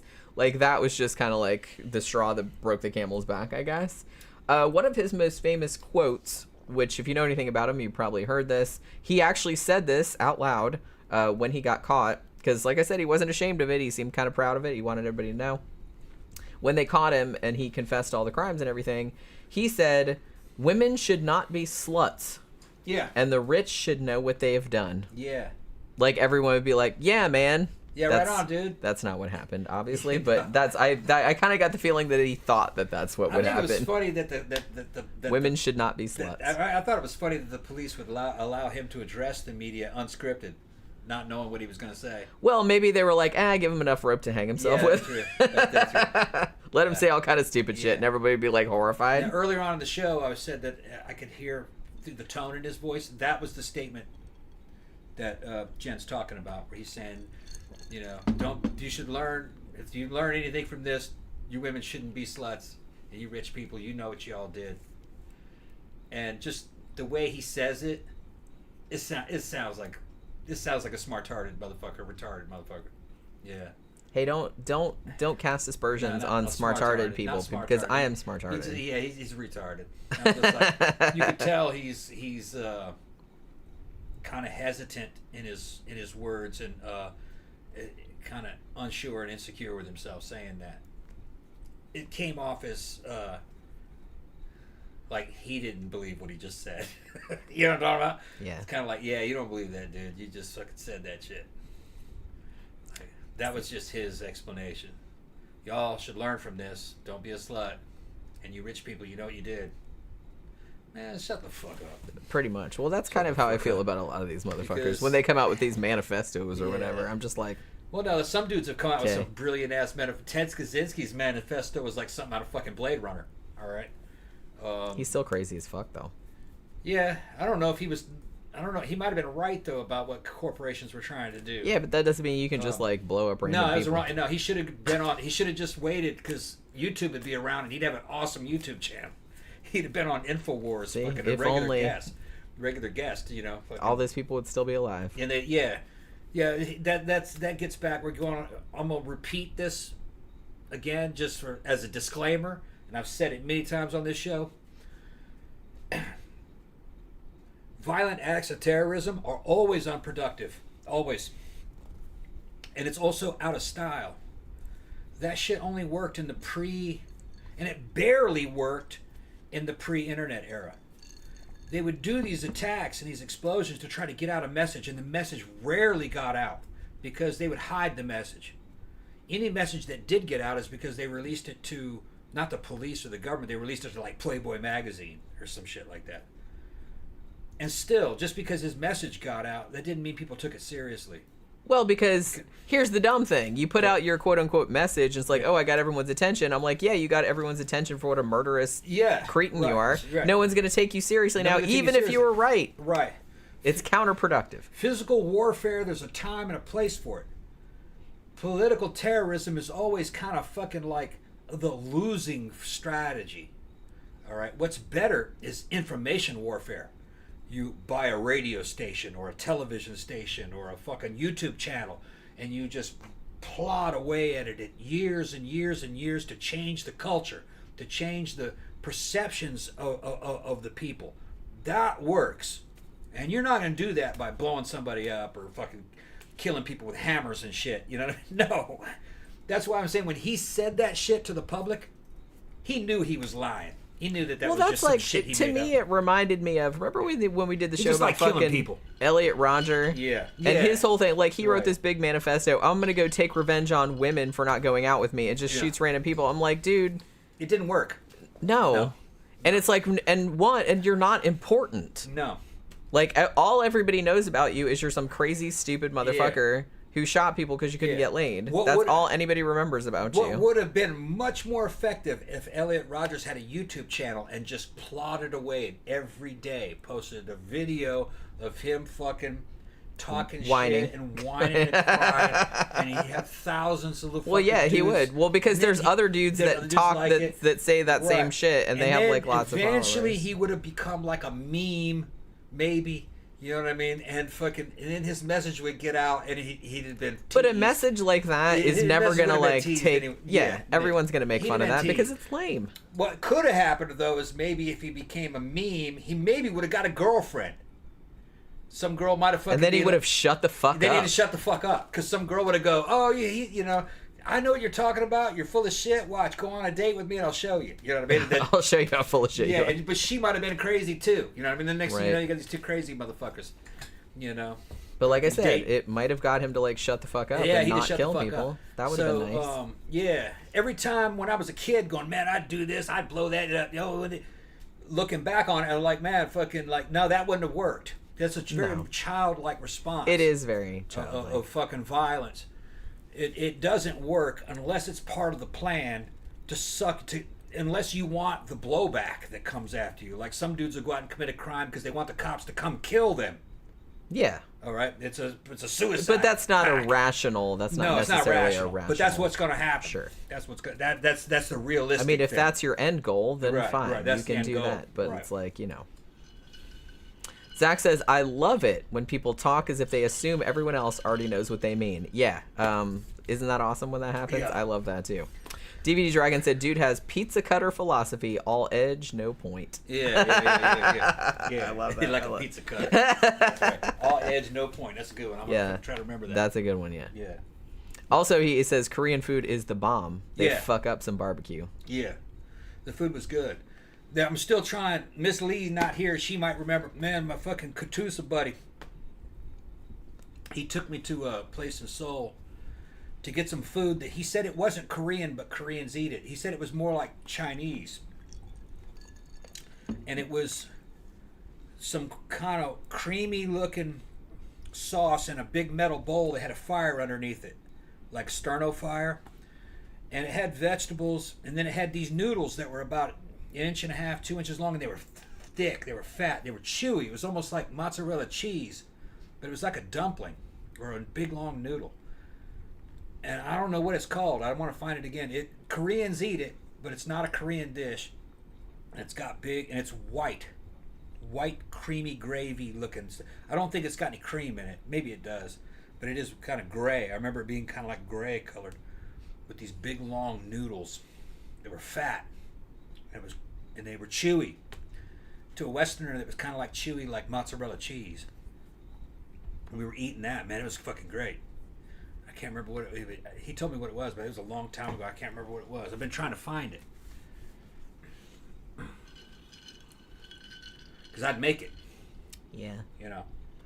You've made other Korean dishes. You've made like bulgogi. Yeah. That's bulgogi. really good. That's the main one I'd make. Yeah. Korean barbecue. It's real good. And I'll do that same recipe with pork tenderloin. It's good too. Yeah. Because it's so much cheaper than beef. Marinated Coca-Cola. It's good both ways. And it's pear, right? You have it with pears. Yeah, pear. They use something that's a different kind of pear. It's like a little Korean pear, little miniature ones.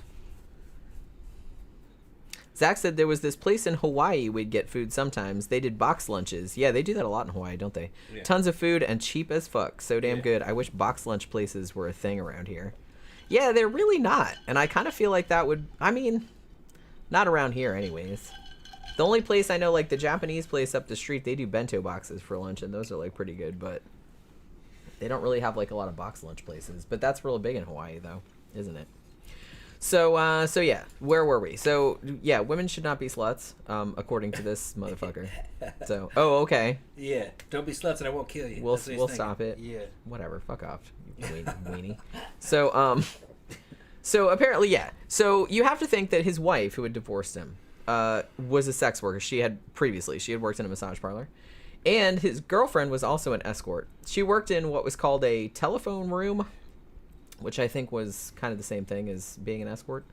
So they're speculating that he probably targeted women that reminded him of them, like the women that had fucked him over. So he's gonna punish all women for the quote-unquote crimes of two specific women, which makes total sense. Kind of a reoccurring theme in serial killers. It really is. And here's another thing where you're going back to how a lot of dudes and serial killers in particular can't really see things from a women's point of view. They also tend to see women as like a hive mind or like a single entity. Because if like one army. If like one woman fucks them over, then they're all like that. And so they have to punish them all like as a proxy for the one woman that fucked them over, like the one individual woman. Right. Which is dumb as hell. But, And heaven forbid that woman fucked you over because you did something wrong around that woman and she just changed her ways to protect herself from your crazy ass. That's what I'm saying. And I think 99% of it, because especially like a lot of the dudes that think that way are fucked up. And so the women have every fucking understandable reaction to that person. And it's just like, I'm just going to like back away slowly or whatever. But somehow that's them being crazy or that's their fault or them fucking the dude over, even though the dude obviously did some shit to kind of like encourage that. But of course, it's never their fault. It's always her fault. So I kind of feel like that's another recurring theme with these type of dudes. Look, man, these same dudes that get pissed off that the women don't want to give them any play are the same guys that aren't giving play to 80 or 90-year-old women. You go, well, I don't want to fuck that woman. She's too old. She's not attractive. Well, this young woman that's running from you doesn't find you attractive. Right. You know, so... See, it works both ways. So you're, you know what I mean? We are also people. There's a reason why she, you know, you have to have some introspection. Okay, you struck out with that one. Why? What did you do wrong? Yeah.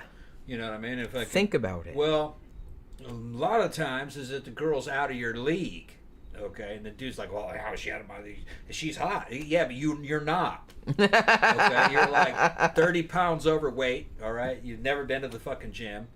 You don't hardly have any money, and you definitely don't have a fucking personality, okay? All that can be fixed. It's just that it takes effort. They don't want to do that. The same dudes that want these hot women don't want to work to get them. Right. See, you got to have something to offer. But then like they don't, but then they get mad and like blame the women when the women don't want to go out with them. Yeah. Oh, to all women, they're bitches. All they want's money and blah blah blah, which is not true. But then he turns around and doesn't want to go out with that 75-year-old woman who's looking at him. Or he wouldn't even go out with a quote unquote like, you know, ugly or not attractive woman his own age. Yeah, right. Yeah. So it's like, so he doesn't really have any room to complain. Yeah. That's what I mean. They always want like the hottest of the hot, but they don't really want to do anything to like quote unquote deserve that. Yeah. Or why would that be attractive to somebody that could go out with anybody pretty much? Well, it's just like I was saying earlier on, they only see things from their point of view. Yeah, that's what I mean. They can't see anything from other people's point of view. You have to be able to put yourself in the shoes of someone else. Right. And say like, well, how would they see this situation? And they don't know the game anyway. They've been instructed improperly on what the game is. They don't know how hypergamy works. They don't know how competition works. You know, because really, dating dating and mating is a competition, as in all animal kingdoms. And we're in the human animal kingdom, and you've got to compete. You will rise or fall to your appropriate level in that system. If you're a fucking 5, you don't stand a chance of getting a woman that's a 7. Not a chance. You just don't. A girl who's a 7's going out with guys who are 8s. You know, that's just how it is. They go, either other 7s, they either go out with a guy who's a 7 or a dude that's an 8. Women only date over or up. They don't date down. No way. All right, where was I? Okay. So after this point, like I said, so after the girlfriend left him, after all of this kind of stuff, and he decides, well, I'm just going to start taking it out on other escorts. Yeah. So it was at this point pretty much that he kind of got into his second MO, which was calling up escort services, massage parlors or whatever, ordering a girl, having her come to the apartment, and then he would kill them in the apartment. Now, before that started happening, though, I should note that he would also kill people just for, like, convenience purposes. So there was a couple like that, too. Because on February 5th of 2004, he stabbed a 47-year-old man named Chung Young-dae to death. I believe this was the case. I think he was a street vendor, and I think that he's because Yoo Young-chul, he had like a police badge or police uniform or something. He would go around telling people he was a cop, like to get his way, like in certain. They didn't really go a lot into this in the documentary, and I think that this particular guy was like, "You're not really a cop" or something like that. So he killed him. He stabbed him to death. Yeah, that was his first one. So that was the one in this series. Yeah. Like, but you know, so like I said, it wasn't all sex work. It was mostly sex workers in this period. But he killed other people too, like just because it was convenient, or they were on to him or something. Let me answer Bryce. Bryce says women don't date down in terms of looks. Yeah, they do. It depends. The number that I gave is the woman's overall number. Yeah, that's not just looks. It's not just looks. There's a lot of factors involved. The dude in might that. not look that good, but he's got high status and a great personality, and she likes him. So she might give him a higher number than you would being a man just looking at him from a physical standpoint. Yeah, because we look at a lot of different metrics. Yeah, it's just a man's overall number. And being a millionaire and being funny, your shit gets bumped up very high. Yeah. Yeah. Especially if you're famous. Then it starts getting bumped up. Yeah. So, no, women are not as visually stimulated as guys are. Not saying they're not at all, but it's significantly less. It's just one of the things. And let me tell you, a guy's looks will not seal the deal. It'll get you in the door. You might get laid. That doesn't mean she's going to be a repeat customer and you're going to have a relationship with her. She might just try you out and then go, nah, I don't really like this guy. He's a douche. He fucking looks great. I fucked it, but I don't want to fuck this dude. Because women will do that too. Yeah, I don't know. Right, yeah. I don't know. But I don't know if guys think that's just a guy thing, but women will do that too. Yep. There's like, yeah, he's hot, but he was kind of an asshole. He's a dick. Yeah, I didn't really want to put up with his ass. Right. He's not that and hot. And then she replaced that dude with a dude who actually physically doesn't look as good, but he's cool. Yeah. And maybe he's going places and a little more interesting, got a better personality. Because I would much rather a dude that was like kind of funny looking, but was like real interesting or funny or had a lot in common or something like that than some dude that was like a super hot like 10 but was kind of a jerk. Well, even Zach said it right there. Zach says fucking good personality covers up a lot. It does, yeah.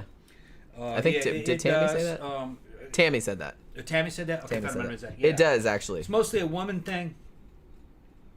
Women are not as heavily leaning on the visual aspect. Yeah, if you have other shit going on, right, yeah. That makes you like way sexier. Right.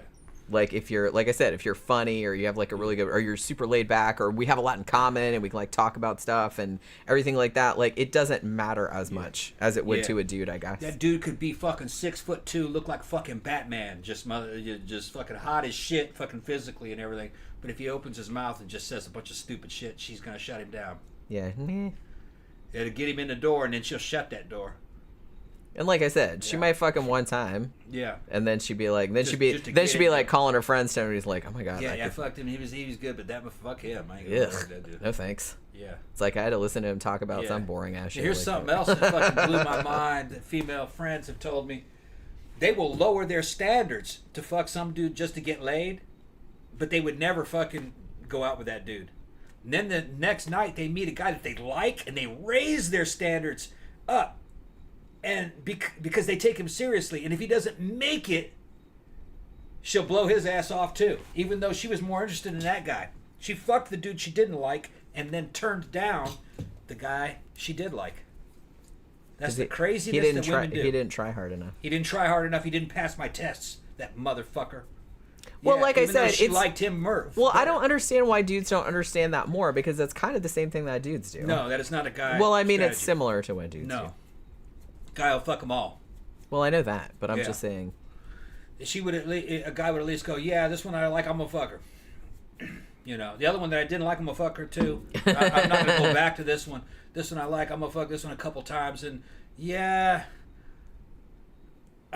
she really didn't measure up, but I'm just gonna ride this for a little while because I don't have anything else going on, and when I get sick of her, I'll get rid of her.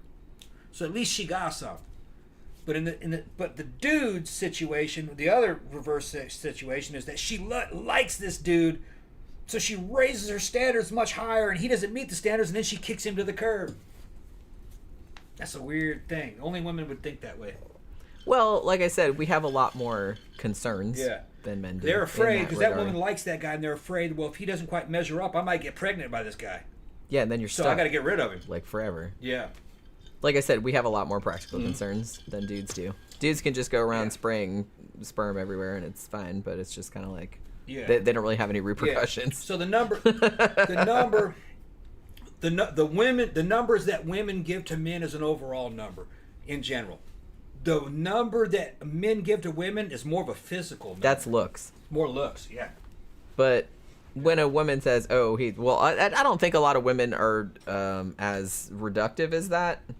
But maybe if they do, they usually mean a lot more than just looks. If a dude says that, it's usually just looks. But if we say that, I don't say that because I think that's silly. But you know what I mean? Because I don't know. It just seems like like I said, it seems reductive to me. It's like, I don't know that fucking person, you know? seems weird to like give them a number score, whether it's their looks or whatever. I don't know. I don't think in those terms. But yeah, so because this dude's wife had worked as a masseuse or worked in a massage parlor, which, like I said, I'm assuming is kind of like an escort, and because his girlfriend had also worked as an escort, which he knew. Here's another thing. He knew this prior to marrying the first woman and prior to dating the second one, presumably. So he didn't have a problem with it then, but apparently, like, after they fucked him over, from his point of view, obviously they probably were just like, yeah, you're crazy and you have this huge, like, criminal record, so bye, which, like I said, is a completely reasonable reaction. But from his point of view, they fucked him over. So it's like that. It's just like, fuck all women everywhere. I'm just going to kill them all. So it was that kind of situation. And he especially wanted to target women in that profession because he thought they were sluts. Like I said, this is a very common serial killer mindset. They really do. A lot of them do seem to have, BTK had this, like a lot of other ones have that Madonna horror complex where it's like, well, we have the saintly women, like, you know, the ones that are married are like, oh, like my wife or my mom or whatever. But then all the other ones are just whores and you can just do whatever you want with them. I kind of feel like they have that. There's only two kinds of women for them. Like, it's very binary, which I don't really get that, but okay. So yeah. So as I said, he also killed for convenience because he killed this one guy who I'm pretty sure that this guy that he killed, I think it was because he called him out on his, like, that's not a real police badge or that's not a real police uniform or something like that. Now, the day after this happened, because that happened on February 5th, 2004. The day after that happened, this was kind of interesting, and I don't think they mentioned this on the documentary. Maybe they did, and I didn't catch it.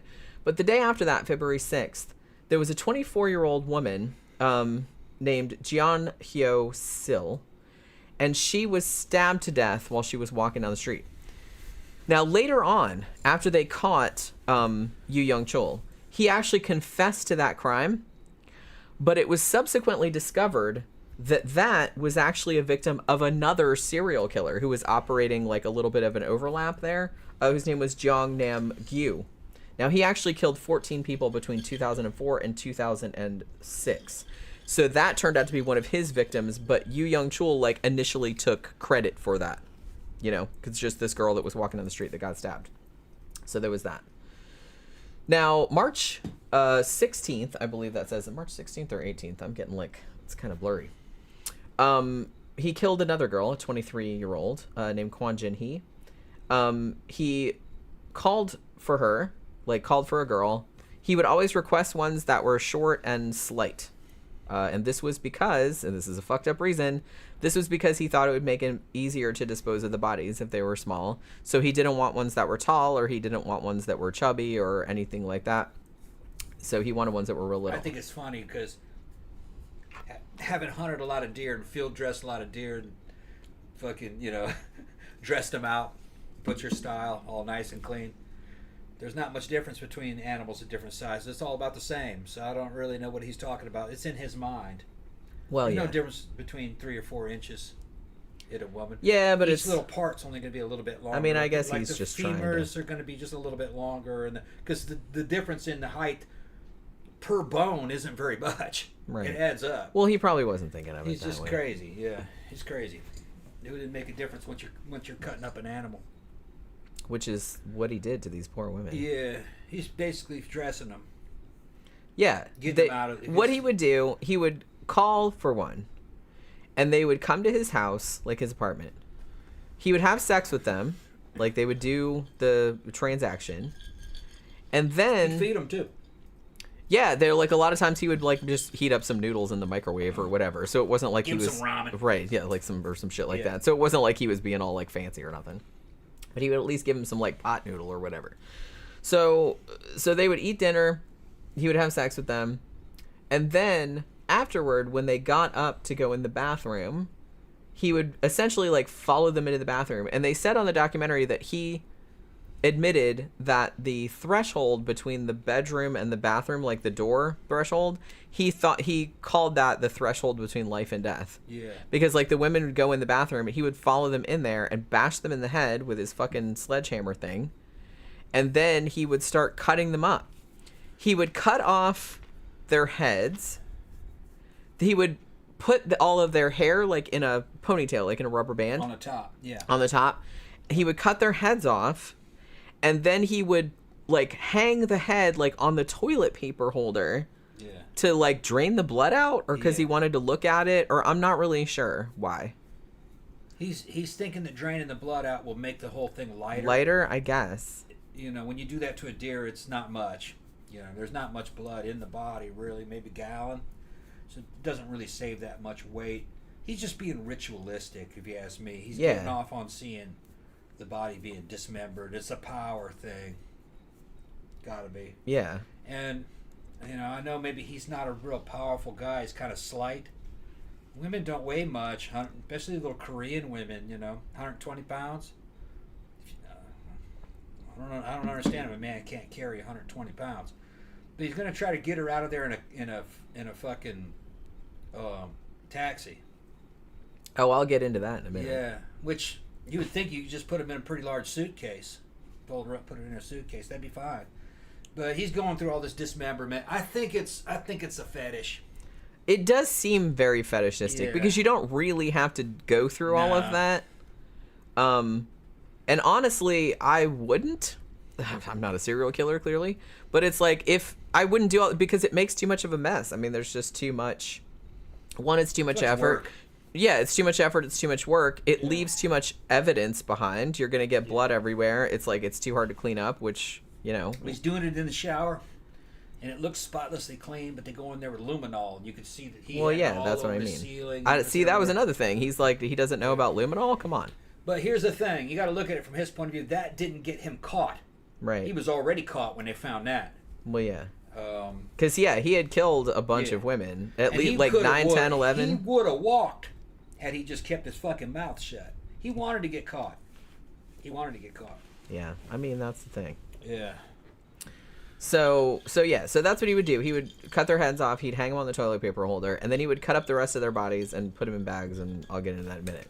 But so the first one that he did like that because that was kind of his MO, like, going forward, was March 16th. However, almost a month after that, April 14th, he killed another person that was just kind of like a crime of convenience or just because somebody pissed him off. And this was a guy named An Jae-soon. He was 44, and he was another, like, street vendor. He had, like, a truck of some kind. And he had actually scammed, allegedly, Yoo Young-chul by giving him fake Viagra, I guess. And Damn, you didn't know that shit was fake? Yeah, I guess not. Okay. So apparently Yoo was pretty pissed about this. So he goes to the van, and they got into an argument, and then he ended up pretty much like shoving the guy into his own van, like put handcuffs on him and murdered him, like stabbed him to death. Yeah. He like sawed his hands off and put him in a plastic bag and like chucked him somewhere, and then he set the van on fire. Yeah. Now the sad thing about this is that they had the brother of this victim was on the documentary. Yeah. Now he had 2 other brothers. Both of those brothers committed suicide because of this. Right. And he tried to commit suicide too, but he changed his mind at the last minute. He was saved by dogs. He was like out in the woods, and he was going to kill himself, and then he found an abandoned dog. Yeah, and he took care of the dog. That made me tear up a little bit, that whole thing. I was just because he still has the dogs now. That's something's been known in the VA and shit. You can give guys who have PTSD pets. Yeah. Something to take care of. Yeah. And it takes a lot of stress off them. It does, yeah. Now they can care for something. And then they're like, it's kind of like holding him hostage. Well, if I died, nobody's going to take care of my dog. Yeah. So, you know what I mean? Then they have a relationship with a dog or a cat. So, and they're better than kids because it's like they're not as much hassle. They don't turn on you. Right. Well, that's the thing. That's why a lot of people like dogs because it's like, you know, unconditional. They just love you, whatever. And it's like, you know what I mean? You could be fucked up and they're just like, I love you anyway. You know what I mean? So it's like, that's really healing for people. Right. So the fact that he told that story that he actually went out in the woods to commit suicide as his 2 other brothers had done. Yeah. And he actually tried to kill this fucker too. Like when he went out there with his shirt off and he had a knife and he like jumped on the front of the van and they had footage of it. Yeah, and he stacked Korean style, his little short V-tape. Yeah, he's a big dude. Like that. Well, he was a little big man. Yeah. He's probably about my size and fucking, but you know, 5'6" and fucking. But he was built, and it looked like all natty, all natural. He wasn't on anything. He wasn't on any performance enhancements. He fucking does a frontal assault on the damn van where they were holding the serial killer. And the cops are pulling him back, and he's putting on a fucking big show. He's got a knife and everything. You know, they didn't charge him. Good thing, but. Well, I mean, he was gonna fight. I don't think anybody here would either, because they're like, understandable. They felt bad for him. Most people would do the same thing. Yeah. But yeah, the fact that he said that he just went out in the woods to kill himself also. Yeah. And then found an abandoned dog, and he felt like, well, I can't do it now because I have to rescue this dog. Yeah, he was cool, dude. He was cool. Dude. Yeah, he seemed like just a really went through nice a fucking man. rough But shit. man, fucking hell. Real. And they were saying too that, you know, during this time period, because they didn't really have this kind of crime in Korea, they're like, we didn't really have the resources to like help victims' families either, because like people didn't really go through this type of thing, like in Korea prior to this. So that's another thing that's improved since this time, is that now they have more resources and victims' compensation and things like that. They didn't have that back then, so it was a lot harder. Yeah, they said that they learned a lot from that. Yeah. How to handle with the families the families of the victims. Yeah. Korea didn't really have a system for that. Yeah, because they hadn't really had to have one. They didn't think about it, yeah. Right, because they didn't really have anything Right. like this that had happened before. There's you got to worry about the survivors, survivor guilt. A lot of these dudes fucking kill themselves because they feel like they failed, that they couldn't protect him. Yeah, that's exactly why. They couldn't, that they weren't there. They weren't there when they should have been. They couldn't. They could have stopped it, but they weren't there. So it's like a survivor guilt. Even though, I mean, obviously they probably couldn't have. Like, obviously the shit would have happened anyway. But it's just kind of. If they were like, there, they could have stopped it. Yeah, they might have been able to. There's no way. How could they have known? Right, to be that's there? what I mean. But it still haunts them. You know. Yeah, What I mean? and I can totally see that. I can totally see that. Yeah.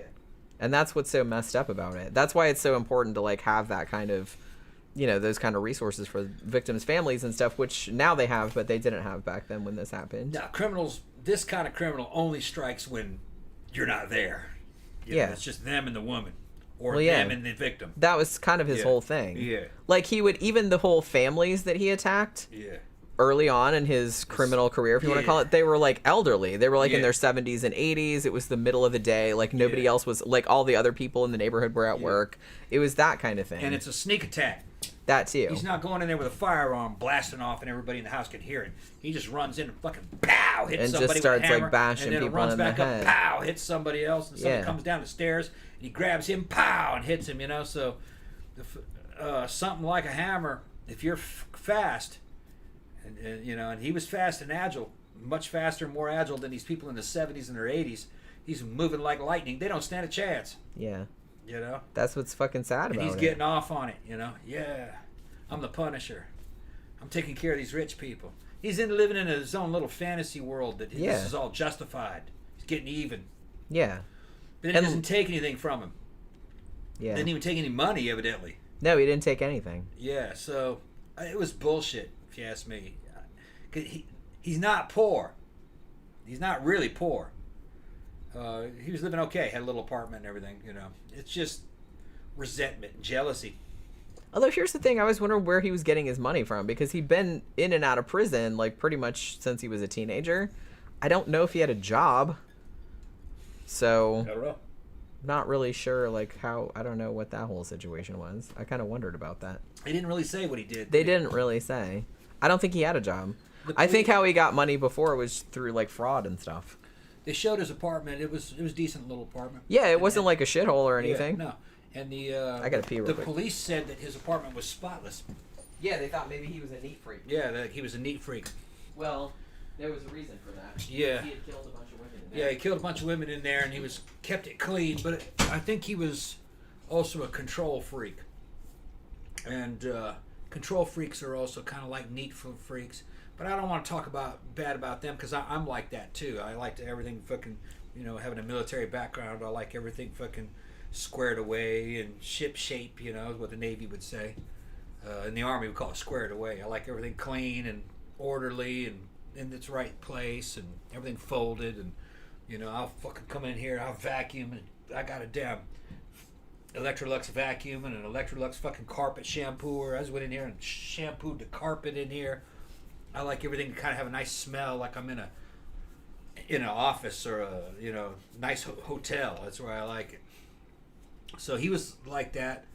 But I think with him, it was part of kind of a malevolent control, part of the aspect of his personality. And what was weird is that he was not a bad-looking guy. He was a good-looking guy, and he did have the ability for talent. He could draw. But he was wasn't so just some wrapped up. loser. Yeah, he was so wrapped up in his delusions and the way he's looking at the world that he went very sideways. He went real negative. And he was blaming society at large for his fucking shortcomings, for his failures. I feel like that's more of a thing. Like, some serial killers do that. I feel like that's more of a spree killer thing. Like mass shooters and stuff. Yeah. They tend to be either like real paranoid like that, or like everyone's out to get me, or everyone's fucking me over. Well, you might be able to say that this might have been something like a spree killer. And that's what I was gonna say, was that this, even though it happened over almost a year, it was 10 months. But it was still kind of like a spree, because really there wasn't much time in between the crimes. It was only like a few weeks. And then he would do it, and then he would do it again and do it again. And then there was like a 3-month gap, and then he would do it within a few days of each other. So he wasn't like a typical serial killer where he was doing this for years and years, sometimes decades. It was only a year. And he was doing it quite regularly. And what was weird is that the motive wasn't sexual. He could have sex. He did have sex with the women. He had sex with them. He also had wives and ex-wives, so the motives didn't seem to be sexual. He would have sex with them normally and pay for it. He could just let them go. Yeah, he could have just let him walk out of there. No, he had to kill him afterwards. Which is that most serial killers don't do that. Most serial killers are killing them during a kind of like a sexual because thing. that's part of their thing. Of how they get off. Right. It's a lot of them are sadistic, sexual sadists, and that's not what he was doing. This is like a punishment thing. Yeah, it's exact. Well, he said that. Yeah, he said I think that. he used that exact word. Right. Which is fucking stupid. Well, yeah. I mean, all of their motives, they don't make any sense to us because we're normal people. Yeah. But it's just kind of like. But I mean, intellectually, like, I understand how somebody could come to that. It's just that I don't think like that, so it seems alien to me. But if you explain it to me, I get it. How is punishing her going to change anything? Yeah, well, and that's another thing too. I think millions of those. That's what I mean, and I think a lot of the thing too is that another thing that a lot of serial killers and a lot of mass shooters and people like that have is they have this overinflated sense of their own importance. Yeah. So they think that anything they do is going to be like this big earth-shattering. Yeah. And he even said, like, saying that. He even said, yeah, like, I'm going to tell you this is going to like crack the earth into, or whatever the fuck he I'm said. going to tell you this is going to turn the world upside down. It's going to turn the whole or world something upside like down. that. And it's just like, no, it probably won't. Like, everyone's just going to be horrified, but then. No, and all he was saying is, I cut this girl apart. It's going to turn the world upside down. And I'm like, in America, that's nothing for serial killers. Serial killers. Yeah, they do that shit all the time, sadly. Yeah, and in American serial killers have done much worse than that. It doesn't like the mean toolbox anything. Murderers were fucking. Some of the shit that they did, I was like, I can't fucking believe it. Fucking some of the shit that they did to those girls while they were alive. Oh my god. He didn't do anything to these girls while they were alive. He killed them with a blow of a hammer almost damn near instantly. So he wasn't. Not that makes it any better. I'm just saying. He wasn't a torturer. Yeah, he wasn't getting off on the torture. Yeah, somebody like the murderers, right. Long distance, long range torture of fucking young girls. I can't even imagine. And fucking with pliers and ice picks and shit like that. And those girls knew what was happening, and they would record it and shit on a couple occasions. And they were just. My fucking blood boils when I think of that shit, man, because I want those dudes so badly. When I see it, but I think a lot of guys are like that. Well, yeah. Well, I'm like that. I'm like, oh my god, if you put me in a room with those fucking motherfuckers, man. Jesus Christ. Because I'm willing to go to jail for that. Well, the thing about it, like, and I write about cases like that, and it's like sometimes I try to deliberately like put myself in the shoes of the victim. Like, what would it have been like? For that victim. Like, oh my god, it's like fucking horrifying, like, to think about it. Because I'm pretty good at like putting myself in other people's situations, and it's like that's just that fucks me up thinking about it. You know, I've taken serious damage before in motorcycles and fights and shit. Usually what happens is you don't feel a damn thing because your fucking adrenaline is and so I just high. hope that is the case. The camera's shaking. That you know you what I just mean? kind of like I think they just check kinda out. fucking shut down. I think they do. Hopefully your body would at least give you that fucking mercy, Right. I would and think. Just kind of mentally escape from But if it doesn't, then I can't imagine. Ugh. I have a feeling they mostly just kind of shut down because it's just the psychological and emotional trauma of what's happening to them. They just go into shock. Because and I have thought that before. I was Yeah. like, Jesus Christ, if I was ever in that situation, I would just hope that I would just go shoop and just like, I'm going somewhere I think else. they just kind of mentally retreat. I would hope so. But like I said, not everybody can do that, I guess. Yeah. Like, that's not Well, universal. So. animals seem to be able to do it while they're being eaten alive. I think it's called Seoul. It's where you see lions eating a zebra alive because one of them is choking the zebra out, and then the other lions are already fucking taking big bites out of its legs and shit. You'll see the zebra's eyes roll back into its head sometime, and that's called Seoul. And when prey animals are under real high stress, they just blank out. You know, so I think it's just something that nature has given them to escape the horrors of being eaten alive by cute, gigantic kitty cats. When you think about it, cats are cute. And they eat shit alive. They eat things alive. They're, from the point of view of the prey, they're monsters. Well, they don't call kittens murder muffins for nothing. Yeah, you know. So nature is like that. It's kill and be killed. Not or, but and. Everything dies eventually. It's killed by something. If you die of sickness, that's the nature's equivalent of you're basically being eaten by bugs. When you die of sickness, you know. So everything is killed. I mean, in a way, humans are kind of like lucky because most of us die of like probably not as bad. It's probably better than being eaten alive, I would imagine. Yeah. We die of sicknesses usually, which is and we have being eaten by painkillers. bugs. So yeah, when least they know we it's have coming, that. they give you so much morphine, you're just fucking high as shit. Which, thank fuck, Yeah. man. I wouldn't want to live back in the old days. You're Fuck right. that shit. But well, they had that in the old days too. But I think what sucks is if you were dying of cancer back then before all that, I think they just killed themselves. Bloodletting. Yeah. Just keep letting blood out until they fucking die. Well, and like I said, Yeah. especially back in those days when Yeah. the medical Yeah. technologies were less than ideal, let's put it that way. Probably they'd be like, you know what, doc, just fucking kill me. Yeah, let the blood out. Just let it keep coming out Yeah. until I go to sleep, and Yeah. it'll be fine. Like, and they probably It did wouldn't it. surprise me if they did that. They probably did that. Like I said, it would have been Just that mercy. there'd be no records of that. Right. Yeah. Well, yeah, they don't want that getting out. Right. So Even nowadays, people are a little weird about it, but it's just kind Yeah. of like still. I don't blame people for going that it route. wouldn't I really surprise don't. me if ancient doctors performed euthanasia without saying anything, Yeah. because they would know how to do it. Like I said, people are still weirded out by it, which I don't Yeah. really get, but okay.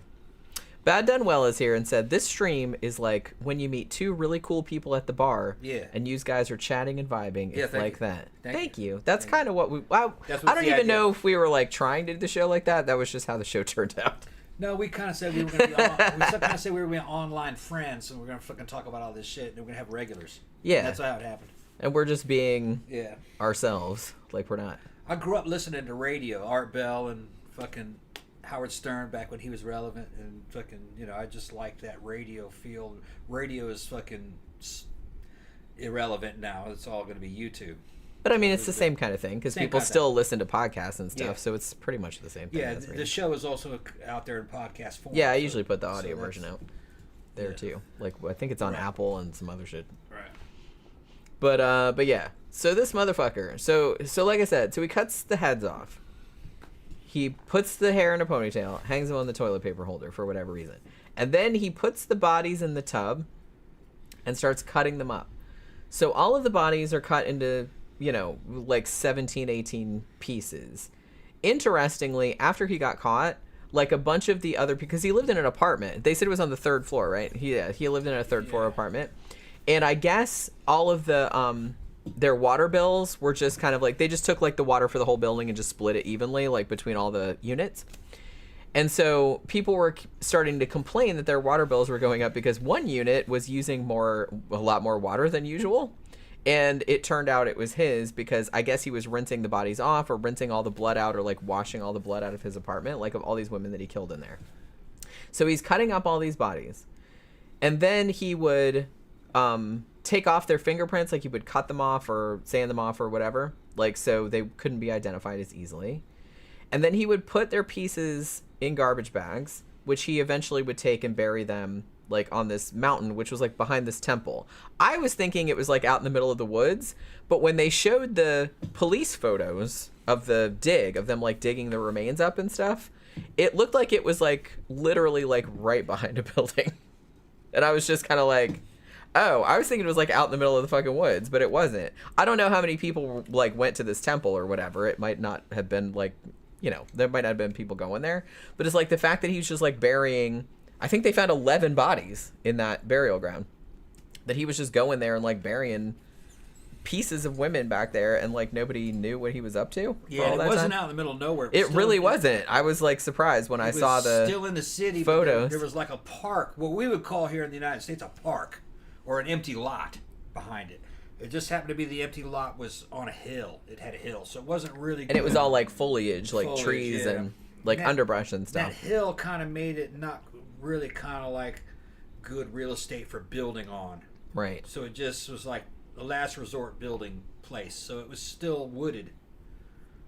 But it was in the middle of the fucking city, if you ask me. It looked like, at least from our point of view. From the photos that we saw. They showed it on the map. Yeah. And it was still in the middle of Seoul.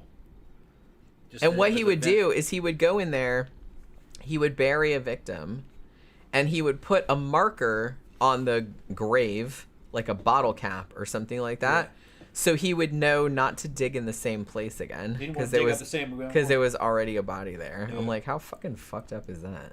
He's like, he wanted to mark it with something that no one would recognize, so there's like, it was usually bottle caps and stuff. What's funny is that it rains in Korea. You would think that the bottle cap would just been washed away. So you're not talking about a genius.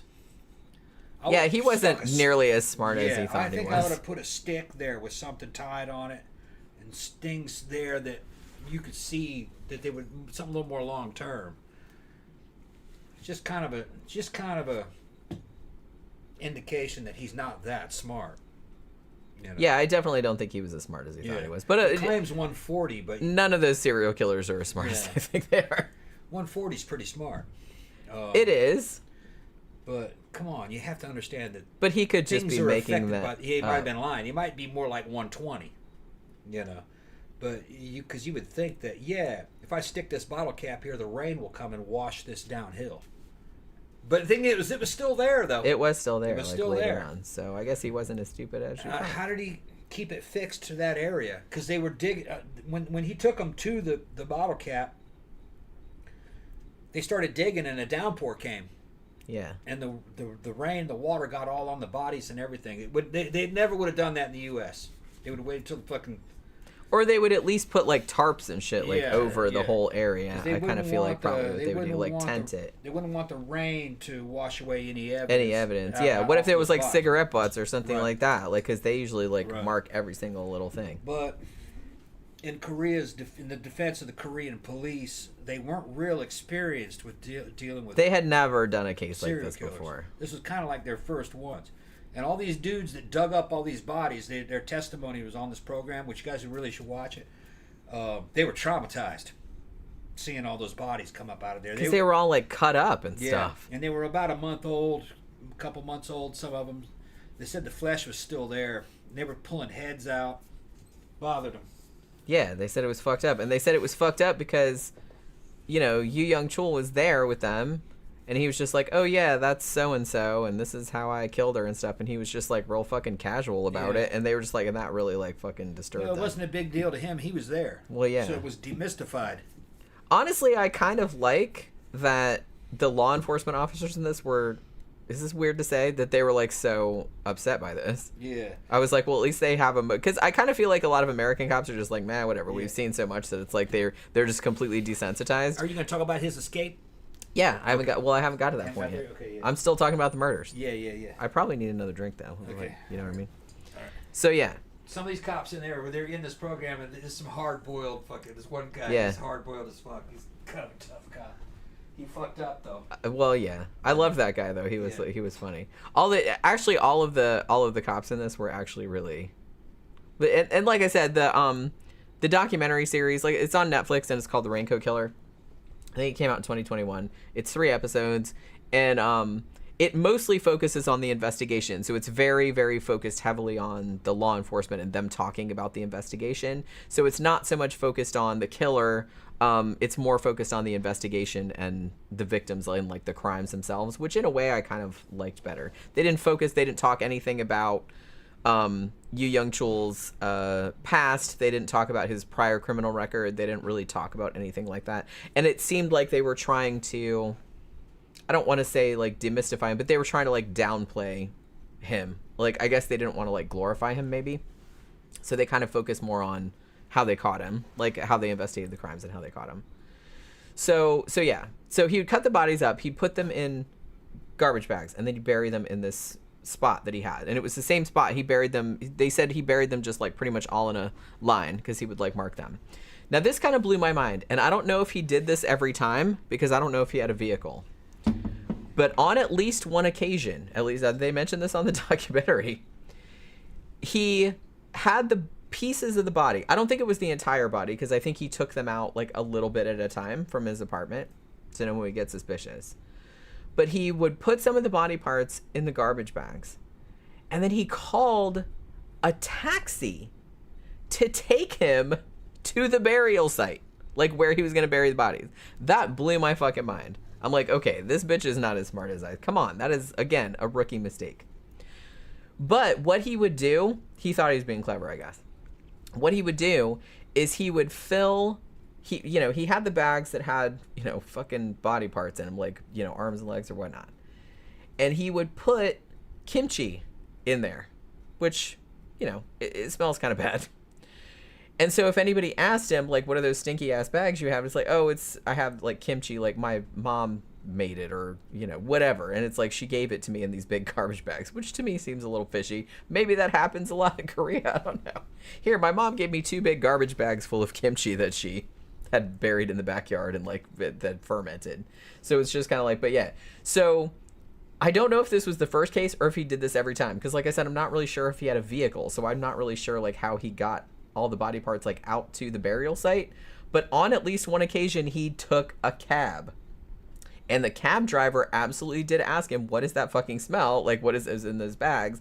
And he said that it was kimchi. And I guess the driver bought it because he didn't report it.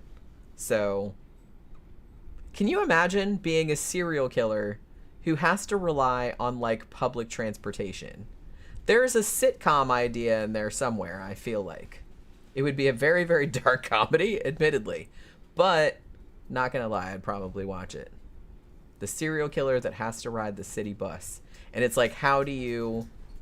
I don't know. There's just something very absurd about the thought of a serial killer having to use public transportation to dispose of bodies. Yeah. Like I said, I said there's a sitcom in there somewhere. Yeah. Yeah, that is not an American thing. Yeah. Because can you imagine? In America. Can you imagine? Because I used to have to ride public transportation back in the old days, like before I had a car. And it's like, so I'm riding... If you're from the, Daytona Beach, Volusia County area, it was called the Votran. It's still around. It's still around. You'd ride the Votran, and it's like if some motherfucker gets on there with 2 garbage bags that smelled like kimchi. I think everybody'd be like, that's a fucking body. Get the fuck out of here with that. But the fact that he had to call a cab, he did put kimchi in the bags, though. Yeah. Hide the smell. He thought he was being like, because kimchi smells pretty bad. I do not like, you like kimchi. I do not. Well, that's right. I don't really like it. I have a nostalgia for it. Yeah, I get it.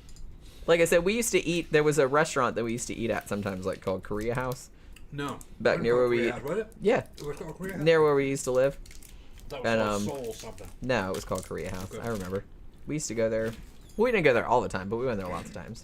It's pretty good. It was pretty good. The bulgogi was good. But man, they wanted to give you kimchi with everything, and I'm just like, nope. It was real Korean food. It was, yeah. Yeah. But Koreans were eating in there. They owned it. see, that's how you know when a restaurant is good. That's why like the Indian restaurant we go to, which is Fifth Element, is like 80-90% Yeah, you go in there. Indians. We'll be the only white people in there. We're pretty much, it's us and like one other. Like one And other. actually, when we went there last weekend, it was just us and like one British couple. Yeah. One white British couple. British And then the couple, yeah. rest of them were Indians. So I was like, okay, well, the food must be okay then. Oh. But you know what I mean? It's pretty good though. So yeah, I can't get past that. I can't get past the fact that he fucking called a cab with body parts in garbage bags. That blows my fucking mind. So anyway, so later on, like after he got caught, he actually said that he ate some of his victims too, like specifically their livers. But they were actually never really able to confirm that, so he might have just been exaggerating. Maybe he got the idea from Silence of the Lambs. I don't fucking know. They did say later on, which I'll get into, but that he did get some ideas for movies. I don't know if Silence of the Lambs was one of them, but maybe he got that whole I ate his liver with a nice Chianti, blah, blah, blah. So maybe he was thinking about that. But he did say he would eat their livers and it cleansed his spirit. That's what he would say. He was eating some of them? That's what he said, but I don't know. Yeah, the cops kind of think that he was like making that up. Bullshit. Like just to kind of make himself seem more badass or whatever. Yeah. He's trying to compete with some Western serial killer. Right, that's what I'm saying. Or I said he probably got the idea from Silence of the Lambs. Yeah. So between May and July of 2004. So yeah, May, June, July. That's only 3 months. He killed at least 9 women. All of them masseuses or escorts that came from the massage parlors, all of them in their 20s. One of them I believe was 33, but all the other ones were in their mid to late 30s. Ooh, candy, thanks. Now here's the shitty thing, and Limley was saying this before, that it's like, even though, okay, it has to be said that at first they didn't initially connect the rich people being bashed in the head with hammers crime with the sex workers being killed crime. You know what I mean? Because it's completely different victim profile. It was a slightly different MO in the sense that, the first one he was breaking into people's houses and bashing them in the head, whereas this one he was calling people to his house and then bashing them in the head. But in the end, they had to admit that, yeah, this is probably the same dude, just because the wounds on the head, like the dents, sadly, in the people's heads, were exactly the same. And it was like such a distinctive pattern, like a distinctive weapon, that they figured, okay, well, this has got to be the same guy. Because you have to think it was on... They showed like a map on the documentary. Like it was across the river. So it was like in I don't know how many miles there were between the two areas where he was killing, but they didn't initially link them, and it was a different jurisdiction. That was another thing too, is that, much like when you hear about serial killer cases like in the United States from the 60s and 70s, you hear about this kind of interdepartmental, it's like they didn't really communicate with one another across jurisdictions, so it took a long time to catch serial killers, especially if they were killing in lots of different cities or lots of different areas, because they didn't communicate. Because why would they? Like, it wouldn't occur to them. So kind of the same thing was going on here, except it was the early 2000s. So they didn't initially link them, but then finally they had to. Now, so as it turned out, so the cops were investigating, they did stakeouts, they did all this other kind of stuff, but they really weren't getting anywhere with anything. But it turned out, what ended up happening, and I think we alluded to this earlier, was that Yoo Young-chul ended up calling a massage parlor that he had ordered girls from before. But he called it with a phone that belonged to a girl that had gone missing. Because several, obviously a lot of he called from different massage parlors, but they did notice that some girls had gone missing. I don't think they were initially all that alarmed because, like I said, I think there's kind of a high turnover in that line of work.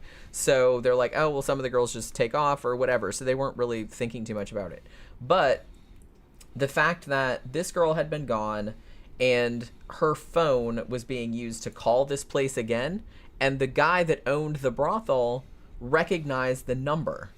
And he's like, hey, she's been missing for a while. So that's a little bit weird. So he decided to call the police. Now, initially, they hadn't found any bodies or anything like that. So I think at first they were thinking that maybe someone was kidnapping these girls and, maybe selling them like into sex slavery or something like that. So it's like they weren't thinking murder at first, I don't think. But they were just thinking, well, obviously this dude is, why does he have this girl's phone? So they thought that was kind of strange. So what they decided to do was they said, okay, we'll send somebody over. Now, I don't think, this is interesting because I don't think, is that my nail that fell off? Yeah. Okay, yeah. I don't think they mentioned this on the documentary because they were trying to like make the cops look a little bit better, I guess. Even though they were, you know, they did admit that they'd fucked up. But what, according to all the other sources that I read, what ended up happening was that the owner of the massage parlor and a bunch of the other employees of the massage parlor, they decided, we're going to figure out what's going on. We're going to get this motherfuckers. They call the cops. The cops only sent one officer out at first. So they set up a date with Yoo Young-chul, who is called from this phone, which belongs to this woman who's missing.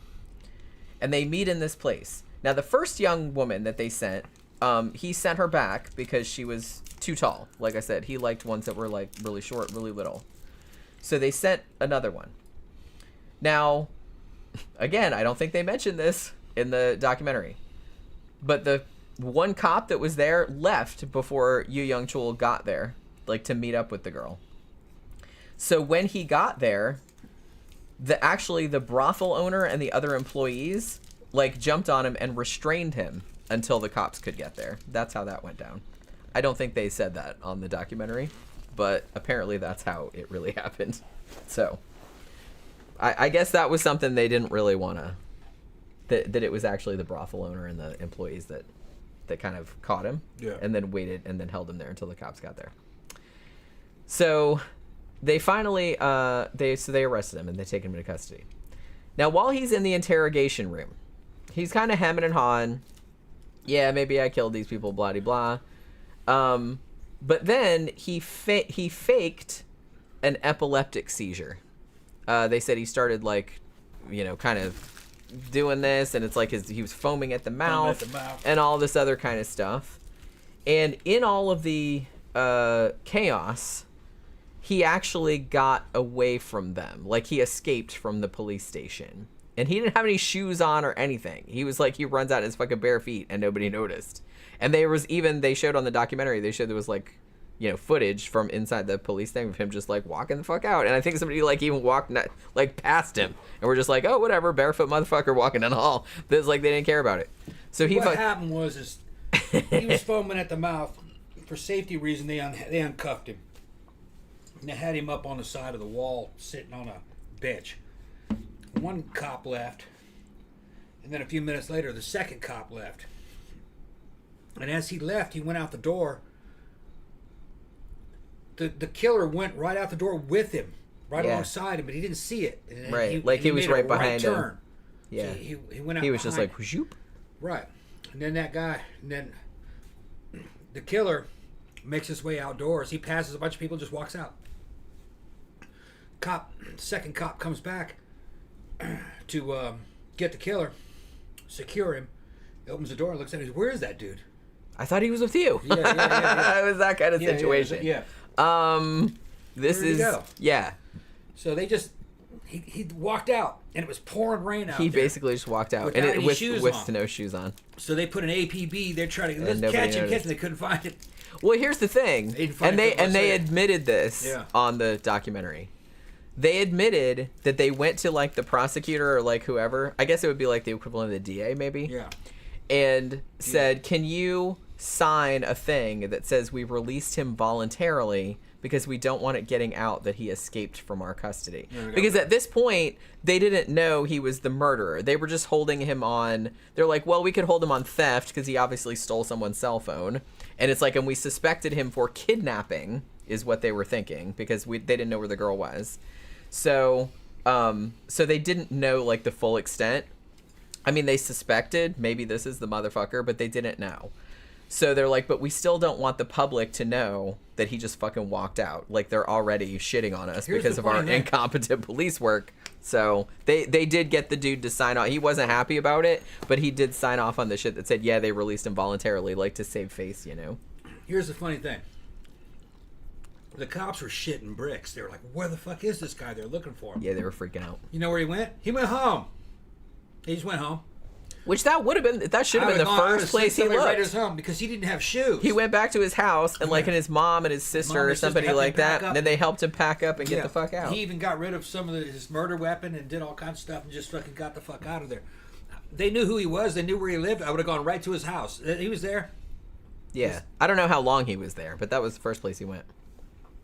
The first place I would have gone is obviously undercover guys because he needs his shit, right? He needs his shit, and he probably needs to clean up evidence and shit. You would imagine. He at least needs some shoes, right, before he can go on the run. I mean, that's the first place you'd go. He'd go home. I'm not even a cop, and I know that. He'd go home, but maybe they were thinking, well, he's too sophisticated to go home. He won't go back home. He's not that dumb. Yeah, he is. No, people are practical. They need to go home and get some stuff. And like I said, he might have needed to get rid of evidence so he wouldn't get his ass in trouble. Yeah. But he did go home, but I don't know how long he was there. And then he went someplace else. And the weird thing about that, now he was only, I don't know if they really said how long. He was only escaped for 12 hours. Which, that's a long time. But they caught him after 12 hours. But the weird thing about it is that they seem to have caught him. They said it was pretty much pure luck. They said one of the detectives just had an inkling that he would go to this particular area. They had cops everywhere. Tammy said, yeah, he had to get his special hammer. Yeah, exactly. Yeah, that's what I mean. So, I don't know why they wouldn't have just gone there, immediately. That seems like the first place that I would have gone, but, Yeah, DVD Dragon says, serial killer using Uber to transport body parts, suitcases smelling like a bag full of assholes. Yeah, that's what I mean. It's just like that. I don't know. That's it's horrible, but it's also kind of darkly funny to me, that whole scenario where a serial killer would have to didn't have a car and would have to use public transportation. How do you get rid of the bodies and stuff? Yeah, it's just sounds crazy. But it does. One of the reasons why there are so many serial killers in the United States, and the United States is fucking famous for them, is because of freedom of movement in the United States. Well, everybody has cars, and the motherfucker's big. It's big. There's a lot of rural areas. It's uncontrolled. You can drive from one state to the other without having to ask permission. You couldn't do that in the Soviet Union. Soviet Union, you couldn't even leave your town without special papers.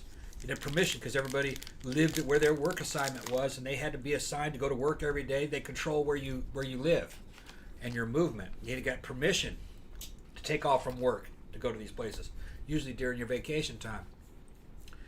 They had serial killers in the Soviet Union, but its control network prevented it. The people didn't have fucking cars.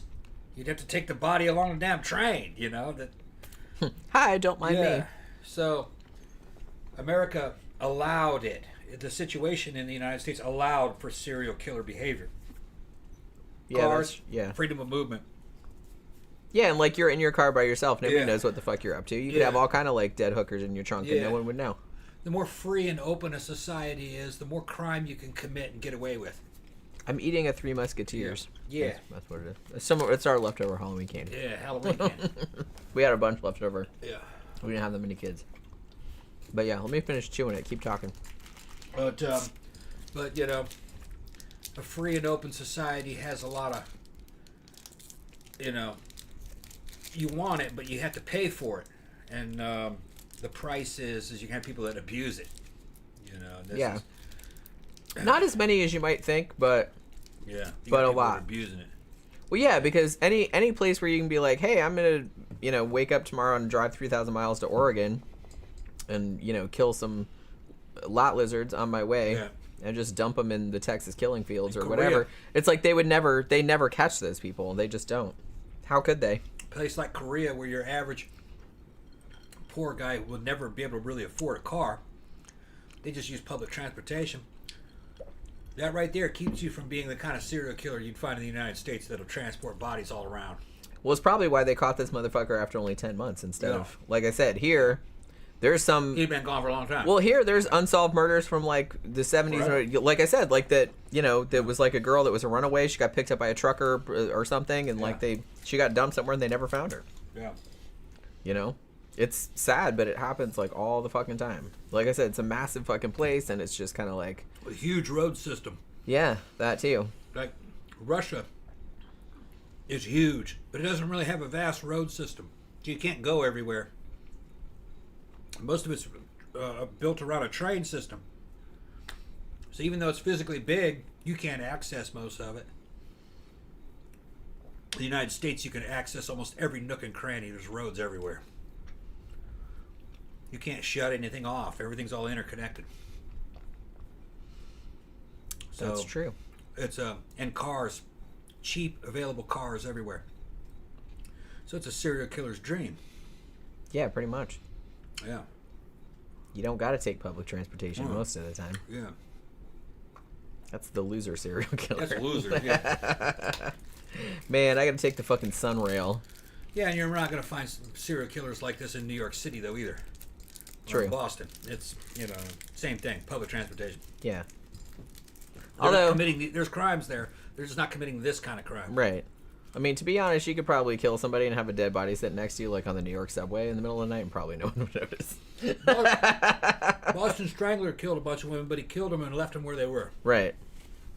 Yeah, I mean, it still happens. They just do it in a different way. Like when there's, when there's ample place to like bury the bodies and you think they're not going to be found, then obviously they're going to like take them out there and do it. But otherwise, they're just going to leave them. The serial killer archetype, modern serial killer archetype would be Ted Bundy. He drove a lot. Yeah. He had a VW Bug. Well, and he killed people in several different states. Yeah. Too, which again is why it took so long to catch him. And we've talked about that before. The reason why it takes so long to catch particular kinds is they're targeting people that are not related to them. And a lot of times they're driving across the country or something like that. Somebody's hitchhiking, they pick them up, they kill them, they dump them in another state. And if that girl is estranged from her family or whatever, it's like she might not ever be reported missing.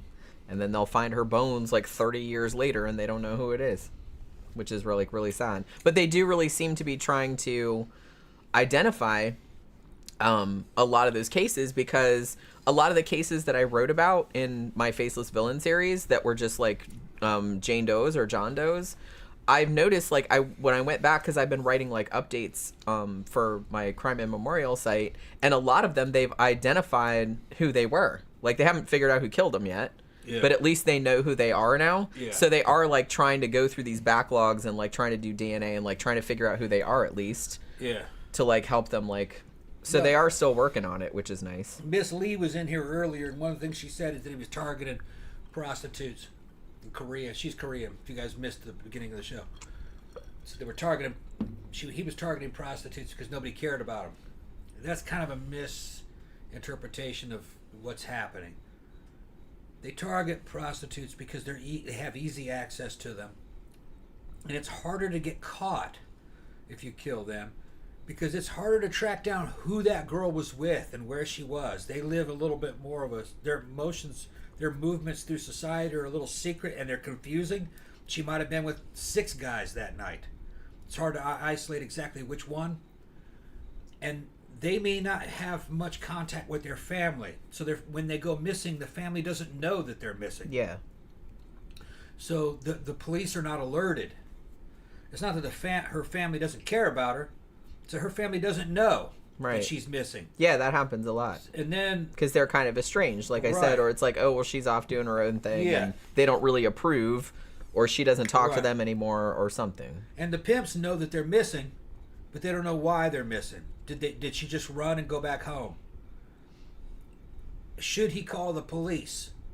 If he calls the police, he has to explain how he knows her and what his connection is. Right. So then he's like, he'll get in trouble. Maybe she just went back home. Or maybe she's working for another pimp now. So it's not like nobody cares about him. It's just harder for the police to be alerted to the situation because of the situation. Because it's such a legally gray profession in a lot of situations. So a lot of people aren't going to. And I think that they kind of even brought that up a little bit, like in this documentary where they were talking about, well, a lot of the brothel owners, even if they noticed that some of the women went missing, they didn't report it because it's like, well, we didn't want to get in trouble, or we didn't want anybody cracking down on our operation. And just because they went missing doesn't mean that they were dead.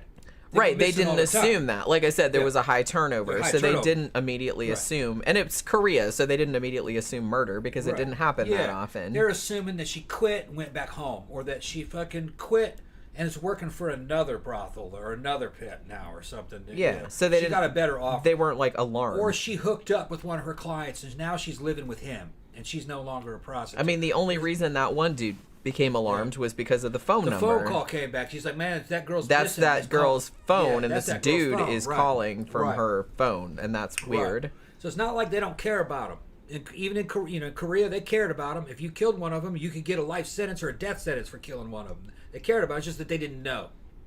Yeah. It's hidden. So that's a healthier way of looking at it. And that's the same thing here in the United States. If you go out and you go kill them prostitutes, you're gonna go to jail if they catch you, or they're gonna or execute you. They care. Just that it's harder to get caught. It is harder to get caught. That's why they target them. Bryce says a lot of prostitutes use fake names too. Yeah, that's true. Yeah, so you not don't even know their who she is, not even right? their pimps or madams know their actual name. Yeah. At least here in New Zealand, they move around a lot too. Yeah, that's what Yeah. I mean. So I kind of feel like, and especially in the 60s and 70s, that was very big in the U.S., where serial killers would target not only sex workers but also like runaways or people who were hitchhiking or something like that. Because, like I said, you could pick somebody up in Florida and then drive to fucking Minnesota and kill them and dump them somewhere, and then drive to fucking Washington State, and no one would. There was no connection. Yeah, they wouldn't know who that girl's name was. The people that hired her wouldn't know what her real name was. Like you said, they wouldn't know who the parents were. Parents didn't even know where she was. Yeah, she wasn't from there. They didn't know where she was. So she's basically a transient. Right. And transient people you could easily you could get away with them. Nobody around there knows who that person is. They're easy targets, sadly. Yeah, right. Yeah, it's fucked up.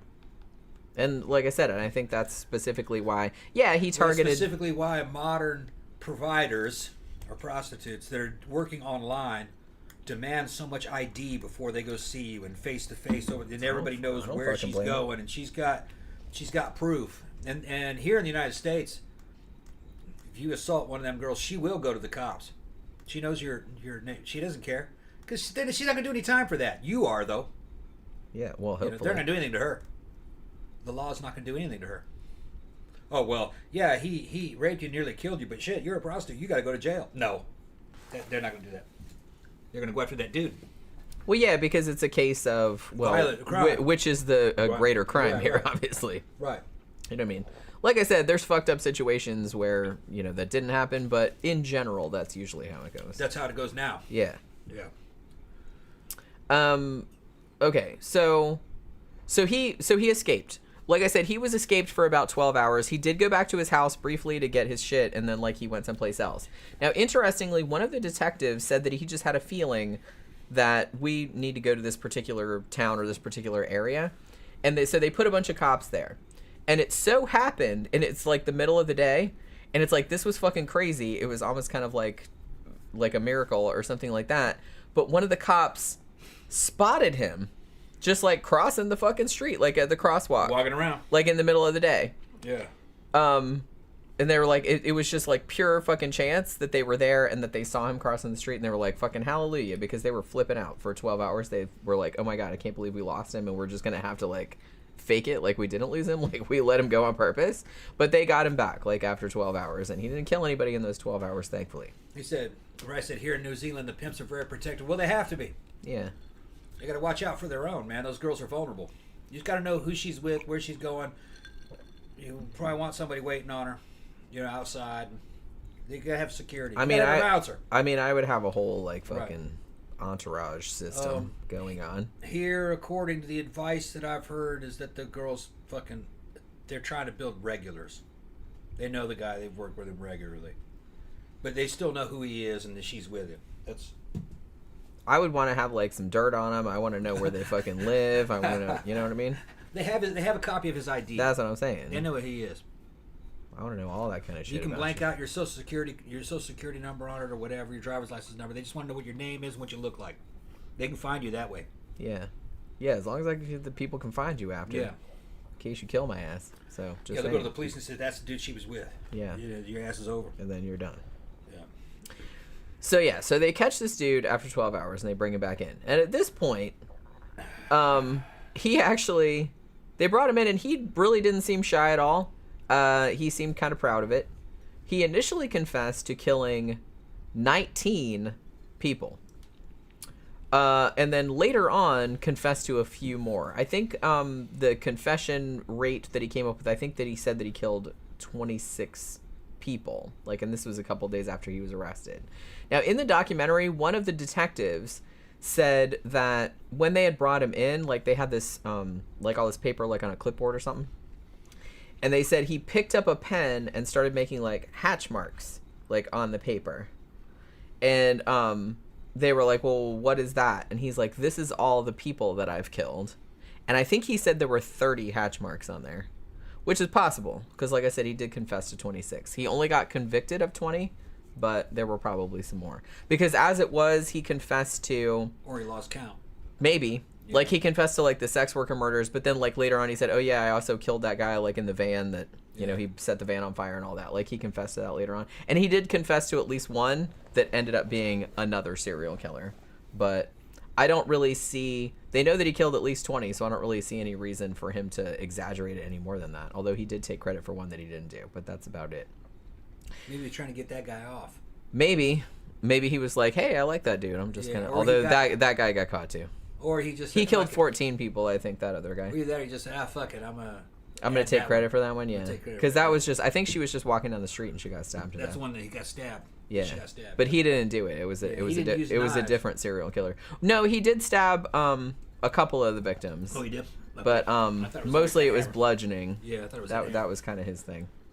I think he mostly just used knives to cut them up afterward, but I think he did. 30, nearly 30 is quite a bit. Maybe his memory was a little bit hazy. Yeah, that's what I mean. And or maybe he killed somebody, but like I said, he seemed kind of proud of it. So I don't. May have not been able to keep them all straight. Maybe not. So yeah, he didn't seem shy about it. He just confessed all his, I killed all these people. And so they asked him, it's like, well, can you show us where all the bodies are? That what? This is what DVD Dragons. Oh, a pimp's love is very different from that of a square. Yeah, right out of Idiocracy. Yeah. You see, a pimp's love is a very different kind of love than that of a square. Yeah, that movie was great, man. Yeah, Tom loves that movie. He put the fake teeth in, and he fucking the army guy. It was like an army officer. It was funny. Yeah. So so yeah. So he said that he would lead them to the bodies of the... I mean, obviously they had the bodies for the older people because they just left them in the house. But all the sex workers that he had killed. So he led them out there. Well, the weird thing about it was that they... Okay, at first... Because remember the cops were saying this. At first they thought maybe he was just a crazy person. That he was just like one of those people that just like confessed to shit and he didn't do anything. Yeah. And so they took him out to some of the houses like of the quote-unquote rich people murders. And they said at first he went to the wrong house and he gave them details like, oh, this victim was like face down. like face up when actually she was face down, shit like that. And so some of the cops were like, oh, maybe it's not him because he's giving us like all these wrong details. But the main detective guy was like, no, I'm pretty sure this is the motherfucker here because he thought that he was just like toying with them. And then like later on, I think this was actually before the escape. But then, like, after he escaped and he came back, and then he was like, yeah, I did all that shit. And then they asked him, like, about the rich people murders, and they said he drew maps of layouts of the houses, like, the way the bodies were and everything like that, and he knew, like, everything, down to every fucking detail, and he got everything correct. So there's no way that anybody but the killer would have known that shit. You know what I mean? Yeah. So they're like, okay, well, we're pretty sure it's him now. And then when they said, okay, well, take us to where you buried the bodies, and he went right to the place, and he was just kind of like with his little bottle caps, and he's just like, and they started digging the bodies up, and he's just like, oh yeah, that's so and so, and I killed her on this date, like on this day or whatever. And he knew every single thing, like what he had done to them. He killed them all in like a pretty similar way, like I said, but he remembered like every detail about it, which a lot of serial killers do because they store it, like so they can fantasize about it later on. So they were like, yeah, he just stood there and very casually just like, yeah, I killed that girl like this on this date and blah, blah, blah. And they were like freaking out about it. So yeah, when they dug up all the bodies, they actually found 11 bodies in this burial thing. Obviously, he killed at least 20 people, but those were the 11 of the sex workers that he had killed and buried there. Now, they also searched his apartment, which was, after he was arrested. And they thought that maybe he had patterned some of his killings after some movies that he had. Because in the drawer of his computer desk, he had some DVDs or whatever of some movies. Now, one of these was a movie called Public Enemy, which was a Korean movie from 2002, and this was about like a rogue cop and a psychopath kind of pitted against one another. So there was that. He also had a copy of a movie which I've seen actually called Very Bad Things, which is from 1998. It's a black comedy. And there is a scene in that in which like guys at a bachelor party like accidentally kill a stripper and then decide they're going to cut her up and like bury her in the desert. So there's that. And then there was also a movie that he had called Normal Life, which is from 1996. And that's an American movie based on the lives of husband and wife bank robbers, Jeffrey and Jill Erickson. So he was a great admirer of these kind of like crime kind of movies. So they thought that some of the crimes were patterned after some of the shit that was in these movies. He also, as I think I mentioned this earlier, he was really into this other serial killer, Jeong-do Yeong, who was another one that killed wealthy people, like between 1999 and 2000, like he killed some of them. And he was kind of patterning himself after that as well, because that was his mentor or that's who he looked up to, I guess, which is kind of messed up. That's weird. So there was a spate of Korean serial killers that targeted rich people.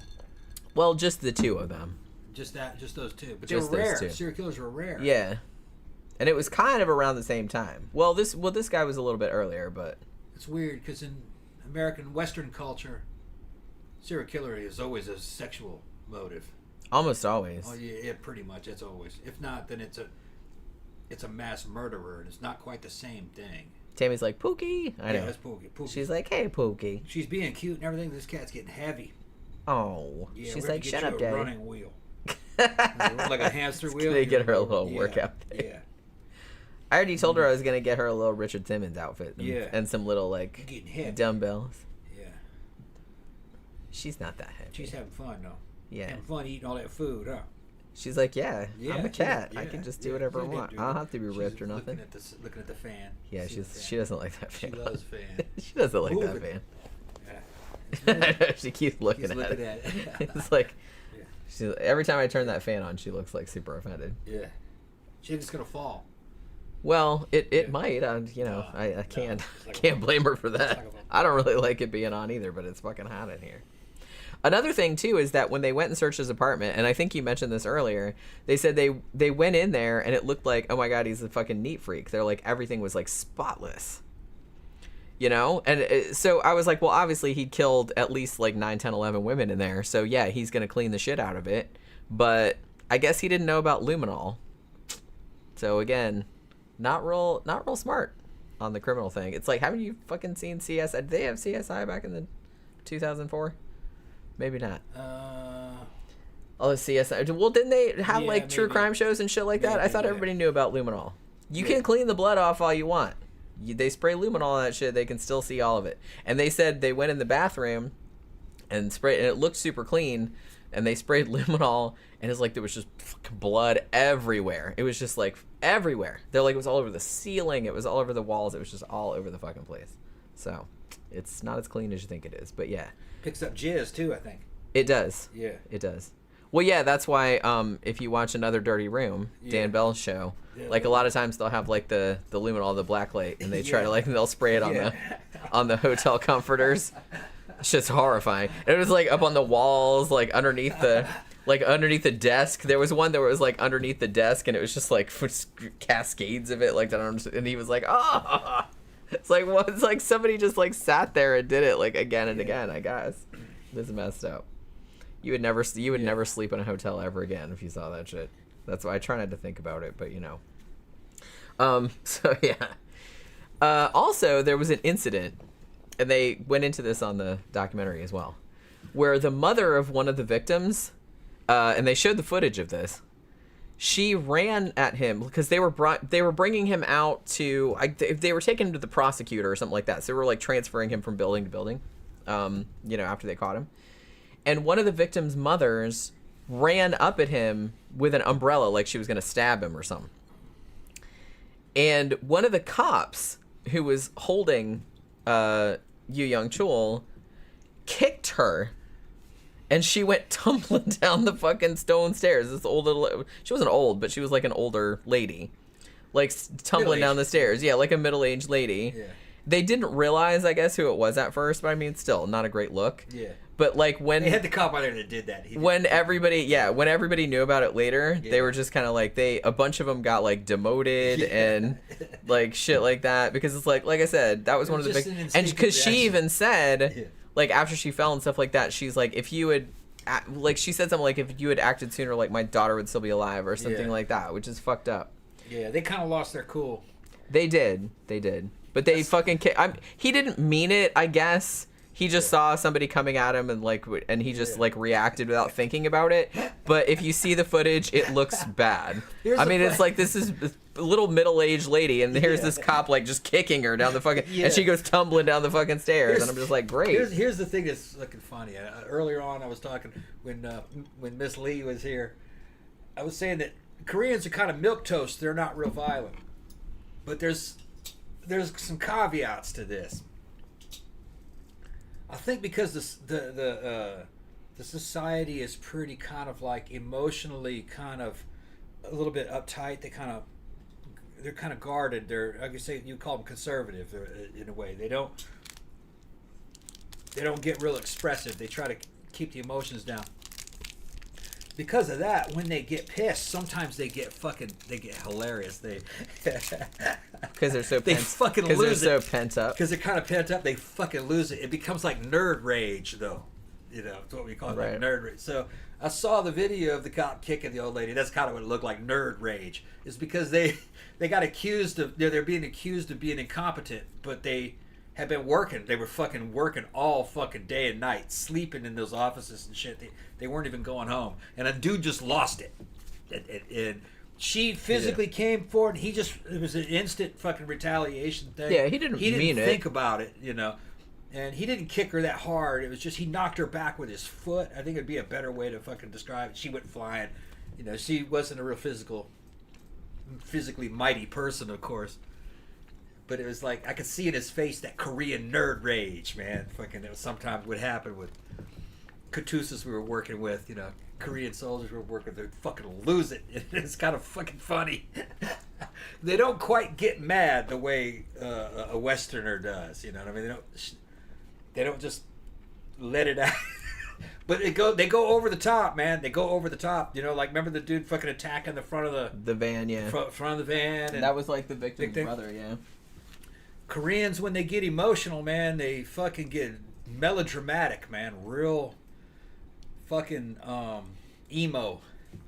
Real emo. Real emotional. It just comes out, you know. North Koreans even more. But look at when Kim Jong-il died.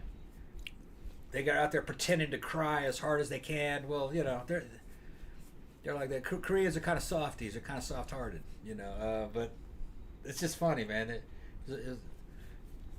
This culture is different than ours. But, you know, each little culture has its own things. You know? Yeah, that's okay. Yeah. I'm just saying it didn't look great. To get that on camera, like a cop kicking a middle-aged they thought about victim's that. mother that didn't look too good. down the steps. Well, yeah, so a lot of cops did get in trouble. Yeah. And like the main detective, actually, he got demoted, and he was on there, and he was just like, I can't believe that's ridiculous. I can't believe that happened to me. Because he didn't do it, but he was held responsible because he was in charge. You know what I mean? Yeah. Because they were like, man, already like the media is like fucking tearing you new assholes because you fucked up the investigation and let the dude escape. Which they tried to cover that up, but everyone kind of found out about it anyway.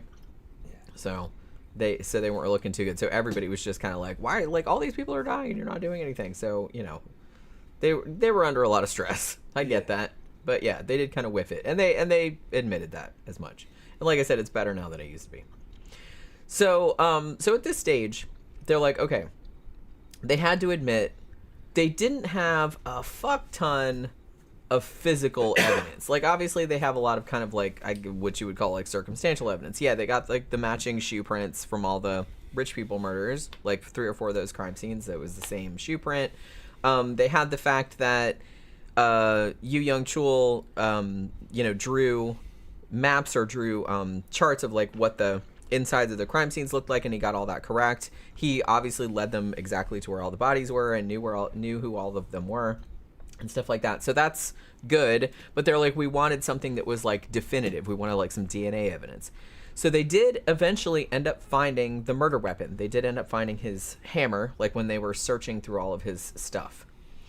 Now, the hammer had been very, very thoroughly washed. So on the outside of it, they didn't find any DNA evidence, and they were kind of bummed out about that. However, they got like the forensic team in there, and the forensic team pulled it apart. Like they pulled the head off of the handle, and they said when we scraped around the inside of the hole, like where the handle went and like on the end of the handle, they found DNA from several of the victims, which was still in there. In the Korean program that we really recommend, what's the name of it again? It's just called the Raincoat Killer. The Raincoat Killer. It's on Netflix. They had a Korean prosecutor on there, and he brings up. You could tell he's now into serial killers, and he kind of studied the Western history of serial killers and the forensics and everything, and what the trials are like. And he's of course preparing for trial on this guy, and he tells a story there. He says, all the police and everybody said, "Oh, we got him. He confessed." And he says, "No, that's not enough. Confessions are."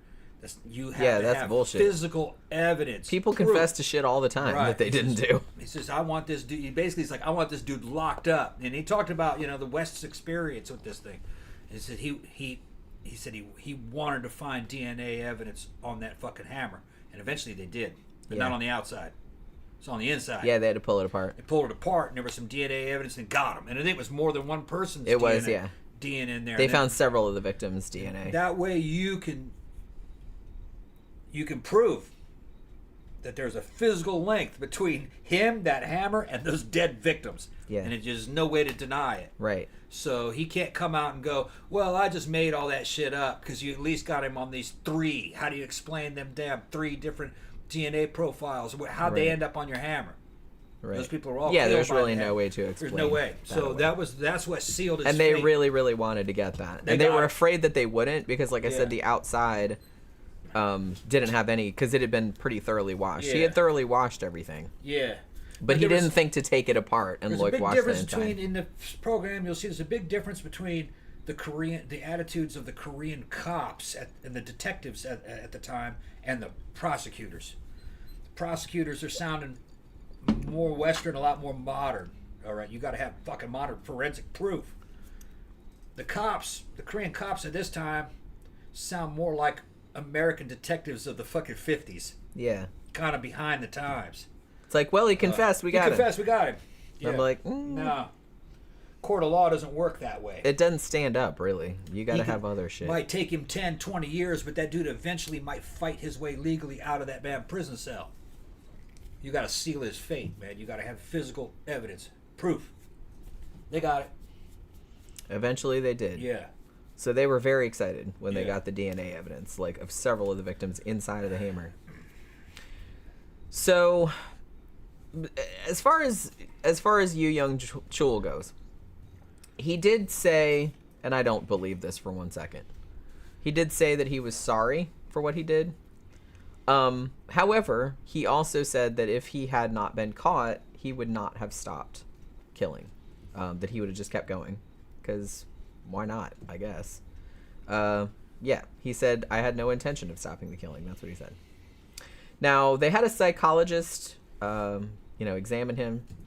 The psychologist said he's not mentally ill, just in the sense that he obviously knew right from wrong, but he had antisocial personality disorder. Yeah. In the sense that he was creating his own belief system. Yeah. Based on distrust of moral and social norms. Yeah. So he's like living in his own little world, essentially. He takes that and then he twists himself into deeper and deeper into damn insanity. I'm going to call it insanity. Yeah. Just in layman's terms, it's not technically insanity because he did know what he was doing was bad. I'm going to use a better word. He twists himself more and more into evil. Is what he's doing. Yeah. Although he sees himself as good. Or he was saying he was godlike. No, you're more like devil-like.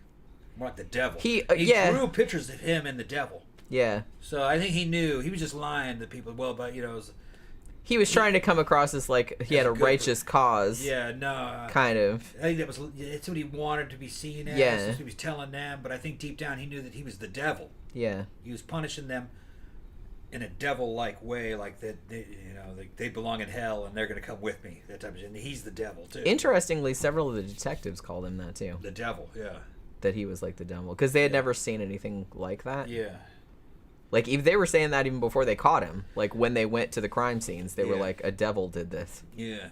Because they couldn't imagine. America's seen much worse. Well, yeah. But I'm just saying closer to the devil. He is one of the children of the devil. Definitely. Definitely. He is one of the devil's children, but he's not the devil.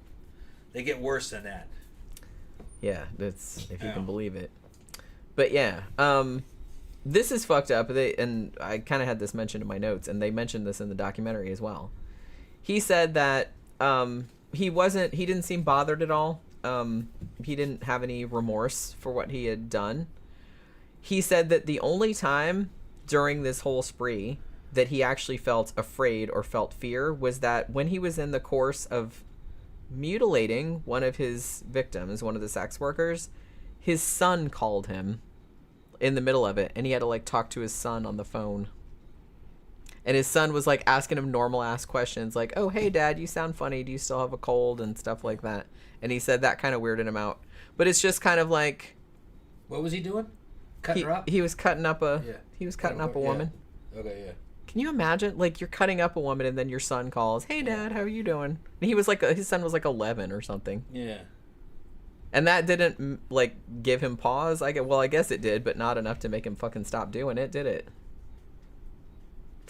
I don't think he was as compartmentalized as fucking as Dennis Rader. Dennis Rader, he had everything in little compartments. So I think he was just, it was all just cubes. in one form. He was just Yeah, realized, cubes. probably was just thinking about how bad he was.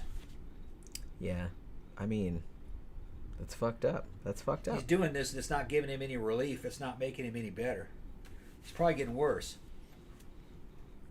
Well, yeah, because it did seem like, and this happens in a lot of serial killer cases, but the shit was like escalating in the sense that it was getting closer and closer together. Yeah. It was just over such a short period because, like I said, a lot of serial killers will go on for years and years, but this was only like 10 months.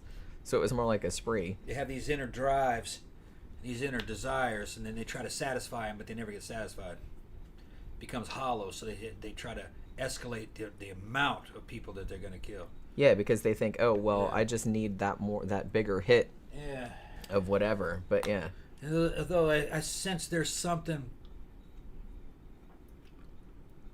weak about him. He couldn't face these girls. He crept up behind him and hit him in the back of the head with a hammer. Yeah. He didn't keep him around and talk to him and torture him or anything. It's like shame. Yeah. You know what I'm talking about? Yeah. So all that boasting and all that bragging, he's trying to compensate for shame, I think. Probably. Because the real bad ones will keep that woman around sometimes days. Yeah. And do all kind of horrible shit. Yeah. Too. They're gloating over her, it's like. Yeah. So he's not as bad as he thinks he is. He's bad, but he's not as bad as he thinks he is. He's hiding from them girls.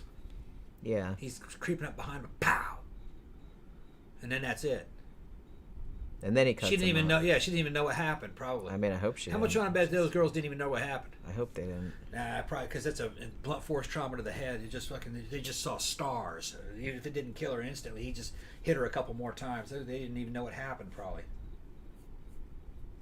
Yeah, no alarm was raised. He did all the mutilation after post-mortem. they died. Yeah. Which. I don't know. It's fucked up, but like I said, we've covered a lot more fucked up ones in this. But yeah. I don't know. I hate to put it on the spectrum because it's all bad. I'm just, you know what I mean. But yeah, so he's a coward. Yeah. He's a coward. Yeah. I mean, he got convicted of 20 murders, and he was given the death penalty, but because in Korea the death penalty it's still legal, but it's been on hold or like on a moratorium since 1997. So there's a lot of people on death row. He's still on death row, so he's still alive, but he's still on there. So his case in particular has kind of like spurred a lot of debate about the death penalty in Korea, as far as I'm aware. But it also did, as I said, a lot of good in the way that they investigate crimes of this nature, which they weren't really used to it. prepared for, like prior to this happening. Like I said, not their fault. It just didn't happen in the same way. Some things were their fault. Yeah, I'm not letting them off the hook entirely because they did fuck up a lot. Because they knew a serial killer was out there and they didn't want to say that. They said, no, it's not a serial killer. Oh no. Yeah, they kind of wanted to pretend that it didn't. No, it was a serial killer. They wanted to say that they were like unrelated crimes, so it would make them look better. They did not want to face the truth. Yeah. And they knew what the truth was, but they didn't want to face. They went into denial. Yeah. So that's on them. No. They couldn't have prevented anything by accepting it, but they would have gotten their shit together and started to investigate when they should have admitted to themselves that, this is probably a serial killer. Yeah, we need to crack down on that. That would have got the ball rolling a little bit sooner. Yeah. I don't know if it would have actually saved anybody's lives, but yeah, it's it's hard to tell. You can't really go back in time and run that experiment. It's just that it's kind of does not look good on the Korean police of that day. That they were reluctant to admit that it was a serial killer. That's a lot. Yeah, and I mean, if it had been like my relative that was killed, I'd be pissed. Yeah. And maybe if they had like got their heads out of their asses quicker, maybe it would have saved her, maybe it wouldn't have. But it's just kind of like the thought, the possibility that it might have would be enough to like piss you off. Yeah, maybe they would have got him a couple victims early. Right. In other words, might have saved a couple. Right. But he would have still killed a lot of them. Yeah. But still, that's one or two people. Yeah, that are dead that would have been alive. Right. You know what I mean? So anything would have been better. Yeah. But so they actually they did make a movie about this case in 2008 in Korea, which was called The Chaser. And as we mentioned, it's also a documentary. It's on Netflix, which came out in 2021, called The Raincoat Killer, Chasing a Predator in Korea. It's 3 episodes. It's actually really good. Like I said, it's mostly focused on the investigation of the crime, not so much the killer himself. And they went into this a little bit on the documentary. They were saying that maybe, I think we kind of alluded to this earlier, but prior to the crime starting and considering Yoo Young-chul's motive of growing up in poverty and being resentful of rich people, there was kind of like an economic crisis around this time where the wealth disparity got like much worse, and there was a lot of poverty, and they didn't really have they hadn't really been through anything like this before, so it was like there was a lot of cultural upheaval. So they were kind of like blaming that a little bit on maybe that's why he lashed out at that particular time, But it was kind of interesting how they went into the background, because I wasn't really aware that had happened in Korea around that time period. Because I don't know, that seems like it's always going on here. But, but it was going on there like to a great degree. They're still kind of making movies about that nowadays, like Parasite and Squid Game, like the show that's on Netflix is kind of like, kind of goes into that too. Koreans make some good movies now. At least the best movies are good movies. I don't see them all, but a lot of the movies that make it here that are popular, like you said, Squid Game and fucking Parasite, fucking Train to Busan, they're good. Yeah. This Netflix series is real good. You guys would like it. Yeah. Yeah. It's got subtitles. Well, yeah, obviously. Yeah, but it's shot well. Yeah, and a lot of it is just kind of like the investigators talking about the cases, but still, they're interesting characters. Yeah, I thought they were. Everybody in it's interesting. Yeah, I thought they were. They show a lot of good scenes from Seoul that Tom remembers from back in his old days. Back in the day of banging hookers. Look at that shit. In Korea. Yeah. There's another era. There's another era. There was a whole army of American servicemen there. I like to tease you about it. To help protect that fucking country. at least in politically, to back them up. And then the Korean government sent an entire army of fucking well-trained Korean pretty girls to get every bit of money out of your pocket and get that into the Korean economy. It was fun, man. Tommy Sean. Tom had a good time. Yeah. Yeah, everybody had a good time. We were talking about maybe he had fathered some children that he didn't know about. It's a possibility. It's a possibility. We were talking about that the other day. Anything's possible when you're a man. Anything's possible. Jenny fantasizes about that probably. Boy, he's probably got children running around. I don't know. Anything's possible. It is, yeah. That's what I'm saying. You and your wild ass dick. Stop it. It was slinging it around. Look, it was everywhere. normal. I know. It was normal. It was. I know. I'm just fucking with you. you. It was very early '90s. It was part of the army scene. It was just an accepted thing that was going on. They were like little military recreational areas. It was just guys from the army and these clubs that were just packed full of these club girls, and they were having fun. We were having fun. Just I don't know where those girls came from or what the situation was. They all seemed normal to me. They all seemed like they were having a good time. So I don't know. He wasn't worried about it. No. No, they were just they were our age. Most of them were early 20s. Cute. They lived in nice rooms and shit. Although you were saying that when they showed the stuff on the documentaries here about the way the massage parlor, like you said, it didn't quite look the same. No. Now they have them all like sitting in the front windows, like in Amsterdam. Yeah, they have them sitting in the front windows like in Amsterdam. And when I was there in the early 90s, they didn't have anything like that. Hooker Hill was just looked like a bunch of bars and clubs. Yeah. Well, technically, it's still illegal, right? I don't think it was illegal then. I think it was legal then. Because what they were talking about, and this might have been because you were there in the 90s, and this was taking place in the early 2000s. Yeah. Because they were saying on the documentary that it's like, well, prostitution was illegal, but it was still everywhere. It was rampant, yeah. And usually the brothel owners just like paid bribes, like to the cops, well, like to keep their shit open. Yeah, and like some of them were ex-cops, so there was like a lot of corruption and stuff. Right. So I don't really know if it was legal back then, and they just kind of turned a blind eye to it, or in the early 90s when I was there, I believe it was legal because the army knew all about it. The army was sending medics down in there to make sure everybody was good. They all had licenses and stuff. Yeah. So, or they seemed to have licenses. I think it was legal. But I'd it be just interested looked to like look... bars and nightclubs. Yeah. And there were girls in there. And behind it was be like a little tiny, looking like an outdoor garden, and then there'd be like apartments on either side. They might be 2 stories tall, and you sometimes and you like a motel, like an apartment complex. You went in there and they had a room, a bathroom, and it was just normal. It was like they were living in there. Right. And they had these. What tripped me out when I got in there that first time is they had these gigantic closets. Here in the West, a closet is something built into a wall. You have a door that goes into it. It's part of the house. They don't have it like that. Their closets are like a big box. Like a wardrobe? Like a wardrobe. And they opened up and they were Korean as shit. It's kind of like black and red with, I don't know, Korean symbols and handles on it, and might be dragons. There's no telling what could have been on it. And they were huge. They'd go up almost to the ceiling.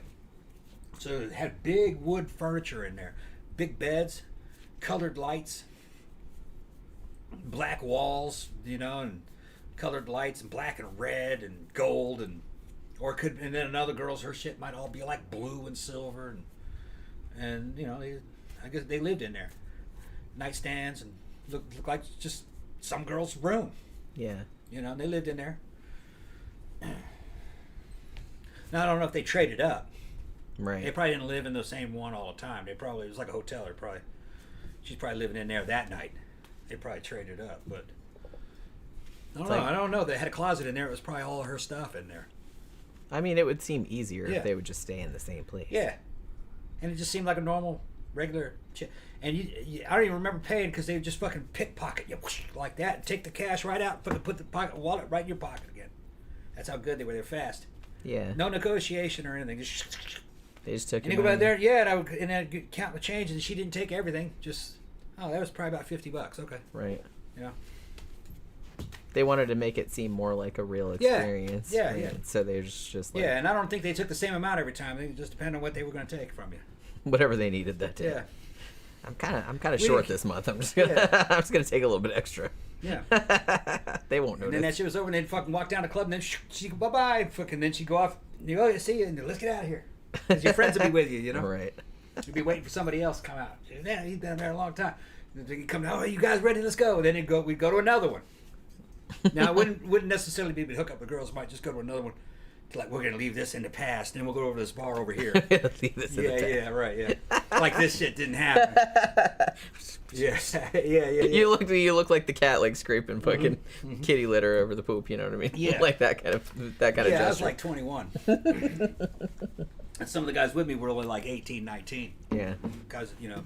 This is probably like the first time they've had this. Well, yeah, if I can remember the first time I went in there, I was with a guy. He was about 19. He goes, man, I've never been to a place like this before. Yeah, that's right. And we're just talking about it. Two girls just grabbed us and they fucking pull us out. They're like, oh, okay. We That didn't was even easy. choose anything. They was like, come on, let's go. They're like, hey, quit standing around. They knew we were new. Time is money. They knew we were new. Well, yeah, they thought if they just like left you to your They own probably- devices, probably you'd just be overheard like what- they standing probably- around, They probably overheard what we said. dicking around. They're like, come on, Come on, let's go. we need some money. Yep. And fucking, it was fine, man. They all looked about the same. They were all good looking. So it didn't matter. Didn't matter. Whichever one grabbed you was totally fine. Didn't matter.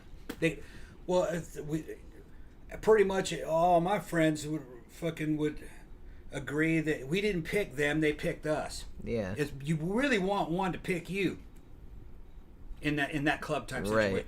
because she picked you, so it's her fault. It's her fault. Well, you know she wants to work. You're absolving yourself of responsibility.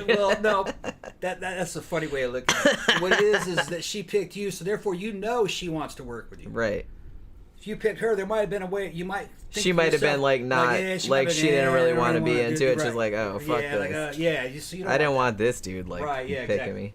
She's I like, get oh it. well, I guess I'm stuck with this one. Right. So you know that didn't happen. So I guess they know that, so that's why Yeah. they have that system. Yeah, So it's like it makes you feel more like, like hey, she picked me. she picked me. Right. Yeah. So it's like you know that Yeah. she's not like reluctant. Exactly. Like, oh no. Exactly. Well, some dudes didn't get picked. Oh, okay. They were choosy. Okay, well that's good at least. Other places weren't, but places like Right. what we're talking about, that was the top end Yeah. type stuff. Just because you went in there didn't mean those girls would work with you. Yeah, some of the girls be like, No, they had hot guys to choose no from. thanks. And you might get passed over. Then you'd have Yeah. to go to another place. That's kind of awesome. Yeah. But they got, their time is money, and they were outnumbered. Right. Yeah, so it makes sense actually to do it the other way around. Yeah. No, I think that's a better system. They're not sex machines like a vending machine where you will get. No, they're choosing who they're going to work with. Right. They're like, look, I got to do this for money, so I might as Right, well yeah. like pick somebody I want to do You it guys with. outnumber me 200 to 1. I'm going to fucking pick the best ones, the ones Yeah. that I want to work with. So Yeah. just Makes total sense. yeah. Korea does not have dating in the way that the West has. The closest thing to it would be those clubs. Yeah. Yeah. Hookup club. It's interesting. The Interesting. ones in the window, though, that looked like something like vending machines. Yeah, that wasn't- I have to say. Yeah, and that- you that- said it wasn't like that back then. No. But the one, and I'm assuming the I wouldn't have gone shots. for that. It is a little weird. I feel like because I kind of some of the places in Amsterdam are like that too, which I always thought was a little strange. Like Yeah. I get it. It's like a live advertisement. Hooker it's Hill still a in the little weird. 1990s was real naturalistic. You just felt like you were partying on a town. Right. And like I said, I think that's probably the best way to go about it. It Yep. makes it seem like less weird and less Yep. transactional. Like Yep. you just seem like, oh, I'm at this club and this chick dug me, so we Yeah, went exactly. back. Right. And then some of them were just like saloon type bars, and the bartenders were also had side action going on. So you might have been talking to 3 or 4 of them, and they're serving drinks, and one of them go, "Come on, let's go. Come on, let's have a good time." Yeah. You're like, "Yeah, she's all right. We'll go with her." Yeah. Yeah. So that's also kind of like being picked. Right. Yeah, I get it. Yeah.